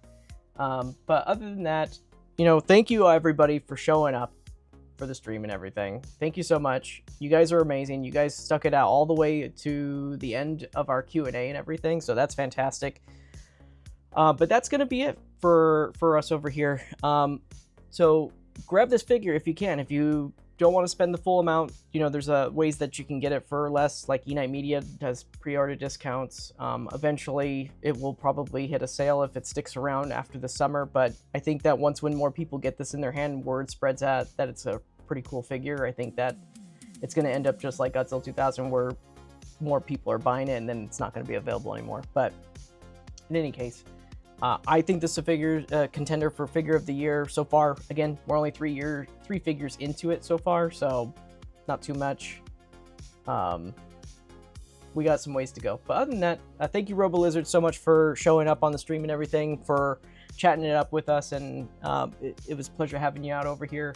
The next stream that we will be doing after this is Godzilla 1954, the movie Graphic Plus version, which will be released on April 18th. It's actually only in next week. Next Saturday, it will be released in Japan. So we'll probably be streaming that on the 25th. So look forward to that stream right there. In the meantime, I have more content that's coming out. I'm kind of doing things out of order because I got so much things going on in personal life, but also I got backed up with other things. Look forward to more first look videos for the Godzilla 1989 figure, movie Graphic Plus, as well as Shin Godzilla, and as well as for Megaguirus. I have a whole bunch of photos that are going to be coming out showing different comparisons. So please look forward to that, and let's play it out. Again, Again, guys, thank you so much. You guys are amazing. And we'll catch you on the next one. Have a good night.